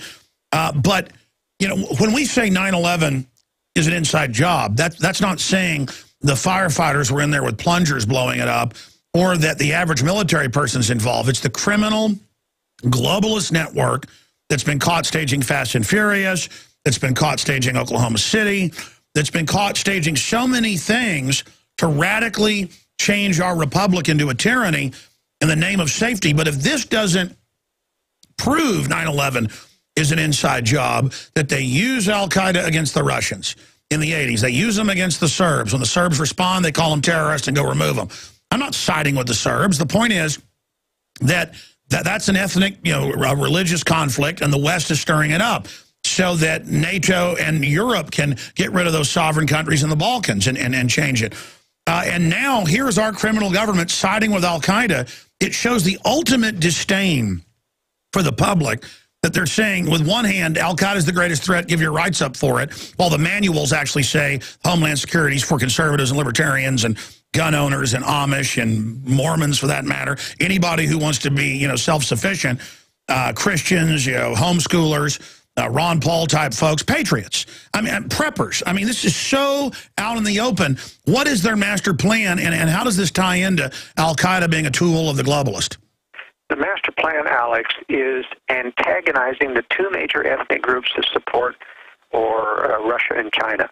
Russia and China is the ultimate goal to get them to strike the West, and I'll get into that at the end of this. But the two major ethnic groups that are responsible or that are undergird Russia and China that they've been interested in are the Muslims and the Serbs. And that's why they went in to blast Serbia and its civilian infrastructure. They wanted to antagonize the Serbian people, and it had a marvelous effect. In Russia, after the phony fall of the Soviet Union, the Americans were popular. You could go over there and everybody loved you. And after the Serbia bombing, all the Russians hated the Americans. It turned them around like crazy. Now, in the Middle East, I want to caution that while they're trying to antagonize the Muslims by these constant interventions, it is not, and they are intending to attack Iran, it is not going to lead to World War III. that is, Russia and China simply are not ready to get sucked into World War III. That's why I can guarantee you that Russia will not step in and stop the U.S. and NATO from taking down Syria. They will not stop Iran from being taken down, even though I think they're goading Ahmadinejad into excessive confidence. There's only one thing to explain why he just rants and raves and antagonizes the world. I mean, it's like I'm trying to pick a fight. You can't take us down. He's bragging. He must have somebody whispering in his ear and saying, you know, say what you want, we'll protect you. Well, all the numbers show that the mullahs who are unpopular, if they get attacked, it's going to give them another 20 years of power. Yeah. But in any case, when they're going to get attacked, the problem is, what the Americans don't know is the U.S. and Israel plan to obliterate the infrastructure of Iran so that they don't have to occupy. An occupation in Iran is not in the cards, be very difficult to pull off and get American support, very costly. I think they're just going to obliterate the infrastructure, military, not just nuclear facilities. It'll start with a nuclear facility attack. Iran will retaliate against U.S. troops and Israel, and the U.S. will then have an excuse to go in and put its full firepower against Iran. But remember, the main reason here is to rearrange the entire chess pieces of the Middle East, and suddenly the only two powers there will be Israel and the United States. You'll have puppet regimes significantly around them. I think Israel and Libya will continue to be thorns in the side, justifying our military presence there. That's why they put Muslim Brotherhood in power in Egypt, to have instability, not stability. And it will continue to be unstable in Libya as well. But ultimately, in the game plan, we have to remember the main target of all of this intervention is to create an image of the U.S. as the bully of the world, so that Russia and China can someday be justified in attacking the West. And obviously, there'll be false flag events created by Russia into the Balkans and the former Soviet states against the millions of Russians that they put into those countries specifically so that they have an excuse, like Hitler did, have an excuse to come in and save their own Russian people from NATO and U.S. intervention. But ultimately, I think that North Korea is being preserved to be the trigger for World War III. I think the U.S. will have to use tactical nuclear weapons to stop the huge army of the North Koreans from invading the South, and that will justify Russia and China from saying, U.S. guilty of first use, we can nuke. And they'll do a preemptive strike on America, which I believe our own government is prepared to absorb, not retaliate against, and thus create a destruction wave upon us militarily, not civilian targets, but military targets.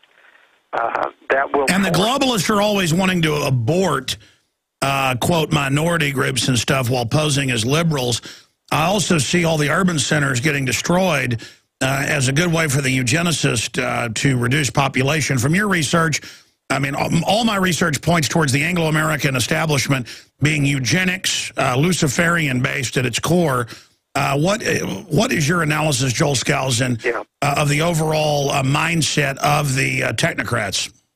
There is a eugenics agenda, to be sure. There's Memo 200 that Kissinger and others were involved, and about eugenics, and they do intend to kill a lot of people in this war, but I don't think that they're going to be able to induce the Russians and Chinese to strike civilian targets. I think that the social unrest, you know, if you strike military targets, which will involve a dozen cities at least in the United States, such as Seattle, Colorado Springs, San Diego, California, Norfolk, Virginia, Washington, D.C., you know, we have all these integral military targets for civilians, you're going to have enough destruction combined with an EMP strike that it's going to be total social unrest in the United States for at least 6 months.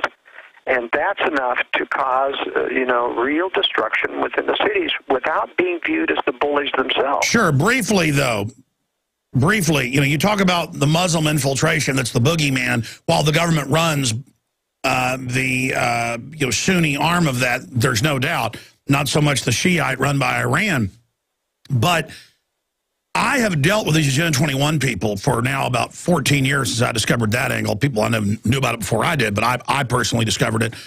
And what I learned is these are not just well-meaning dupes that also make money off power grabs. These are soldiers. The UN is operating inside the U.S. They're taking over all the small towns. They come in with HUD money. They even sit there. I've seen them, you know, with hand codes. I've seen them with Delphi technique. I know a military or intelligence operation when I see one. And people don't talk about infiltration. It's globalist infiltration of every institution. They are everywhere, crawling all over everything, trying to destroy our infrastructure and make us dependent. While the government itself digs in, like you said, if you look at the architecture of it, for a large nuclear attack, to then reemerge with all the high-tech weapons and the rest of it. That's right. I believe the high-tech weapons are being preserved not to defend America against Russia and China, but to be brought out later and given to a militarized New World Order in order to prosecute the war. And I do believe that the only way that the West will win the war is they cut a deal with China to attack Russia's rear. And the reason that's important, strategy-wise, is that then as the war winds down and Russia is defeated, because it's actually got a lot of weakness, a lot of alcoholism, a lot of problems in there. It doesn't have an economy that can sustain itself without milking, Europe and other countries. But when China attacks its rear on there, then the New World Order has an excuse to say we have to maintain our militarized global government because we have a new Cold War enemy, China. So you see, they cut a deal just like they cut a deal with Russia. Russia attacks, it helps us defeat Hitler, and then what happens? Russia becomes the new Cold War Sure, well, enemy. it's come out a bunch that in the 50s, 60s, and 70s, there were deals back and forth where the Russians came and said, nuke China with us, but the U.S. said no, then made the deal in the 70s with Ambassador Bush, and these deals do flip back and forth. That's absolutely right. So that's how I view the big scenario that we're headed for a takedown. And by the way, that was declassified, about a year ago? It was even in the British papers. For people that know, we're not just saying this. The United States was approached by Russia, and they said, let's make a deal and nuke China. So that shows how these power blocks think. And the United States said no. Well, the important point to realize is that as you and I, Alex, and others fight for our liberty, we have to prepare for a takedown. I'm really not sure we're going to beat these boys the way that, this election is going to be very important. Well, stay there. Let's break it down. Yeah, there's the London Telegraph. USSR planned nuclear attack on China in 1969. The Soviet Union was on the brink of launching a nuclear war against China in 1969, only backed down after the U.S. told Moscow such a move would start World War III, according to Chinese historian. Yeah, and they've declassified that, but it's also come out in our news. And if you read deeper, actually, the Russians came to the U.S. and said, make a deal with us, but instead the U.S. went and did a deal with China. And you saw this in World War II, World War I. This is how geopolitical strategy goes on. Joel, talking about not beating the globalist, I just hope people realize that governments worldwide are digging in like they're about to have a nuclear war, and Russia threatened to use nukes over the Georgia thing in 2008. When you actually read Pentagon, reports, they say the world's more dangerous than it's ever been, and they do talk about China and Russia. And, of course, the fleets have been massing and the troops and bases, in the Pacific more and more. So that's the future. And al-Qaeda is a literal cutout, but it's religious to freak out and get scared of Muslims. And, I'm not saying there isn't sometimes some radicals or whatever. The point is the government, if you hate Muslims, folks, is bringing them in at record numbers. It is a literal paper tiger. But, here's al-Qaeda working for the government. I want my freedom back, and they use al-Qaeda as the set piece to take all my freedom, and it's just an asinine fraud, Joel. That's right, and you can't underestimate how they know how to read the Christian mentality. They've got a biblical feeling for the restoration of Israel, and so they get them to support the Israeli government, which cares nothing for the biblical Zionism of the Bible of restoring the 10 tribes or the 12 tribes to Israel. They're all interested. The Israeli government is globalist. Benjamin Netanyahu is the Kissinger protege. His whole education was paid for, and he got his first jobs by the Kissinger people. This is not someone who cares about religion. And but you can sucker a lot of Christians into supporting the war on terror because of Israel. And you let Israel get a free pass to do anything. When they attacked Lebanon in the last war, they went after civilian infrastructure. It was just unconscionable. Well, now they say, hey, have a drone kill 200 people to get one bad guy, and it's obviously meant to cause a civil war in Pakistan. It is outrageous. And that's why you do the double tap. I mean, you're not going to get any more terrorists sticking around after you've thrown a weapon in there. You're going to hit rescue workers and family members trying to help their wounded. It's just unconscionable. The U.S. is antagonizing. And as I say, that has a globalist projective. I mean, there are other reasons to capture oil, to keep that oil away from China. That's the same thing they played against Japan. Cut off the oil supply to force them to attack Pearl Harbor. FDR had a 6-point plan to antagonize Japan. They're doing the same thing to China. And they're trying to induce Russia. Russia doesn't need any motivation. They've always intended to strike the West. The fall of the Soviet Union was a carefully crafted deception to get the West to give aid and trade and to infiltrate Europe. Look at the EU. Have you seen the new EU symbol that's got the hammer and sickle in it? I haven't seen that. Yeah, they've put out a new star showing all these symbols of Europe, and there's hammers and sickles all over it. Well, of course, Turkey has that too, and going back to their Marxist days and things. But believe me, the war isn't imminent.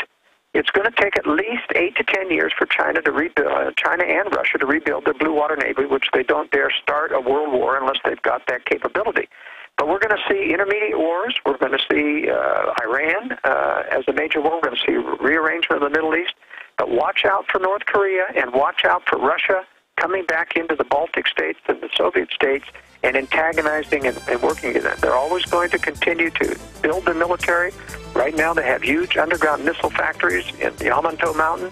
The U.S. has never inspected there, yet we give them a clean bill of health and claim that they are in compliance with all the treaties that they made, and they've complied with none of them, Alex. It's a complete fraud. And the only reason to explain this is not that these people are... Hold on, let's do 5 more with Joel Skousen. Get the DVD, Strategic Relocation, at Infowars.com. You know, I've been running liners like that for 16 years, about deep behind globalist-occupied the United States. And people used to think it was a joke. Now they know it's not. I mean, I'm in FEMA Region 6. We're not going to get our country back if we don't admit how much trouble we're in. And we've had criminal, corporate, globalist, sophisticated groups come in and use our money and our taxes to build their world government.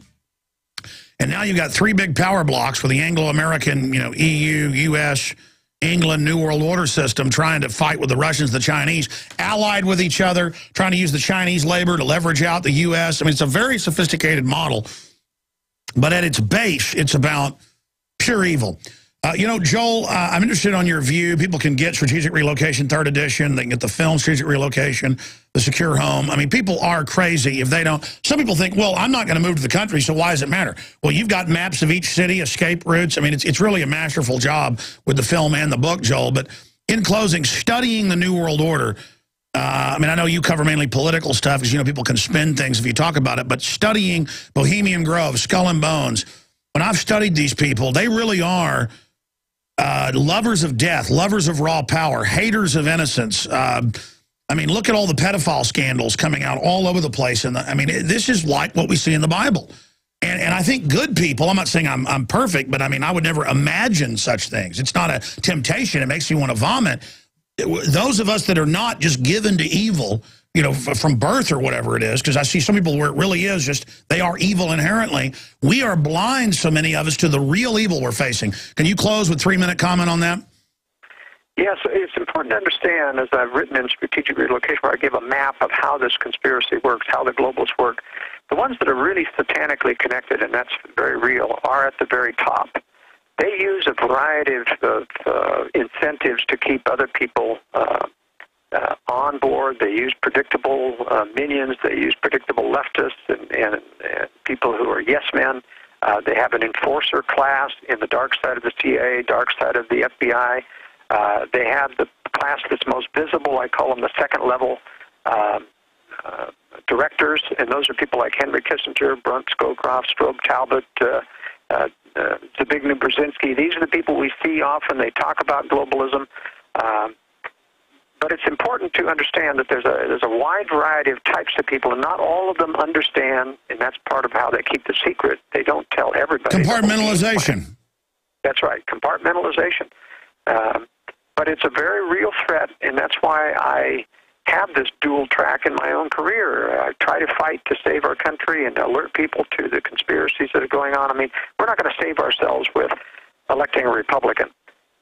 Even if Ron Paul got elected, they might even kill him. It's very difficult for someone to get inside and capture the surveillance machinery that we would need to prosecute and find out and get evidence on these conspiracies. And they're just very, very powerful. That's why we have to be ready for a takedown. We have to be ready for war.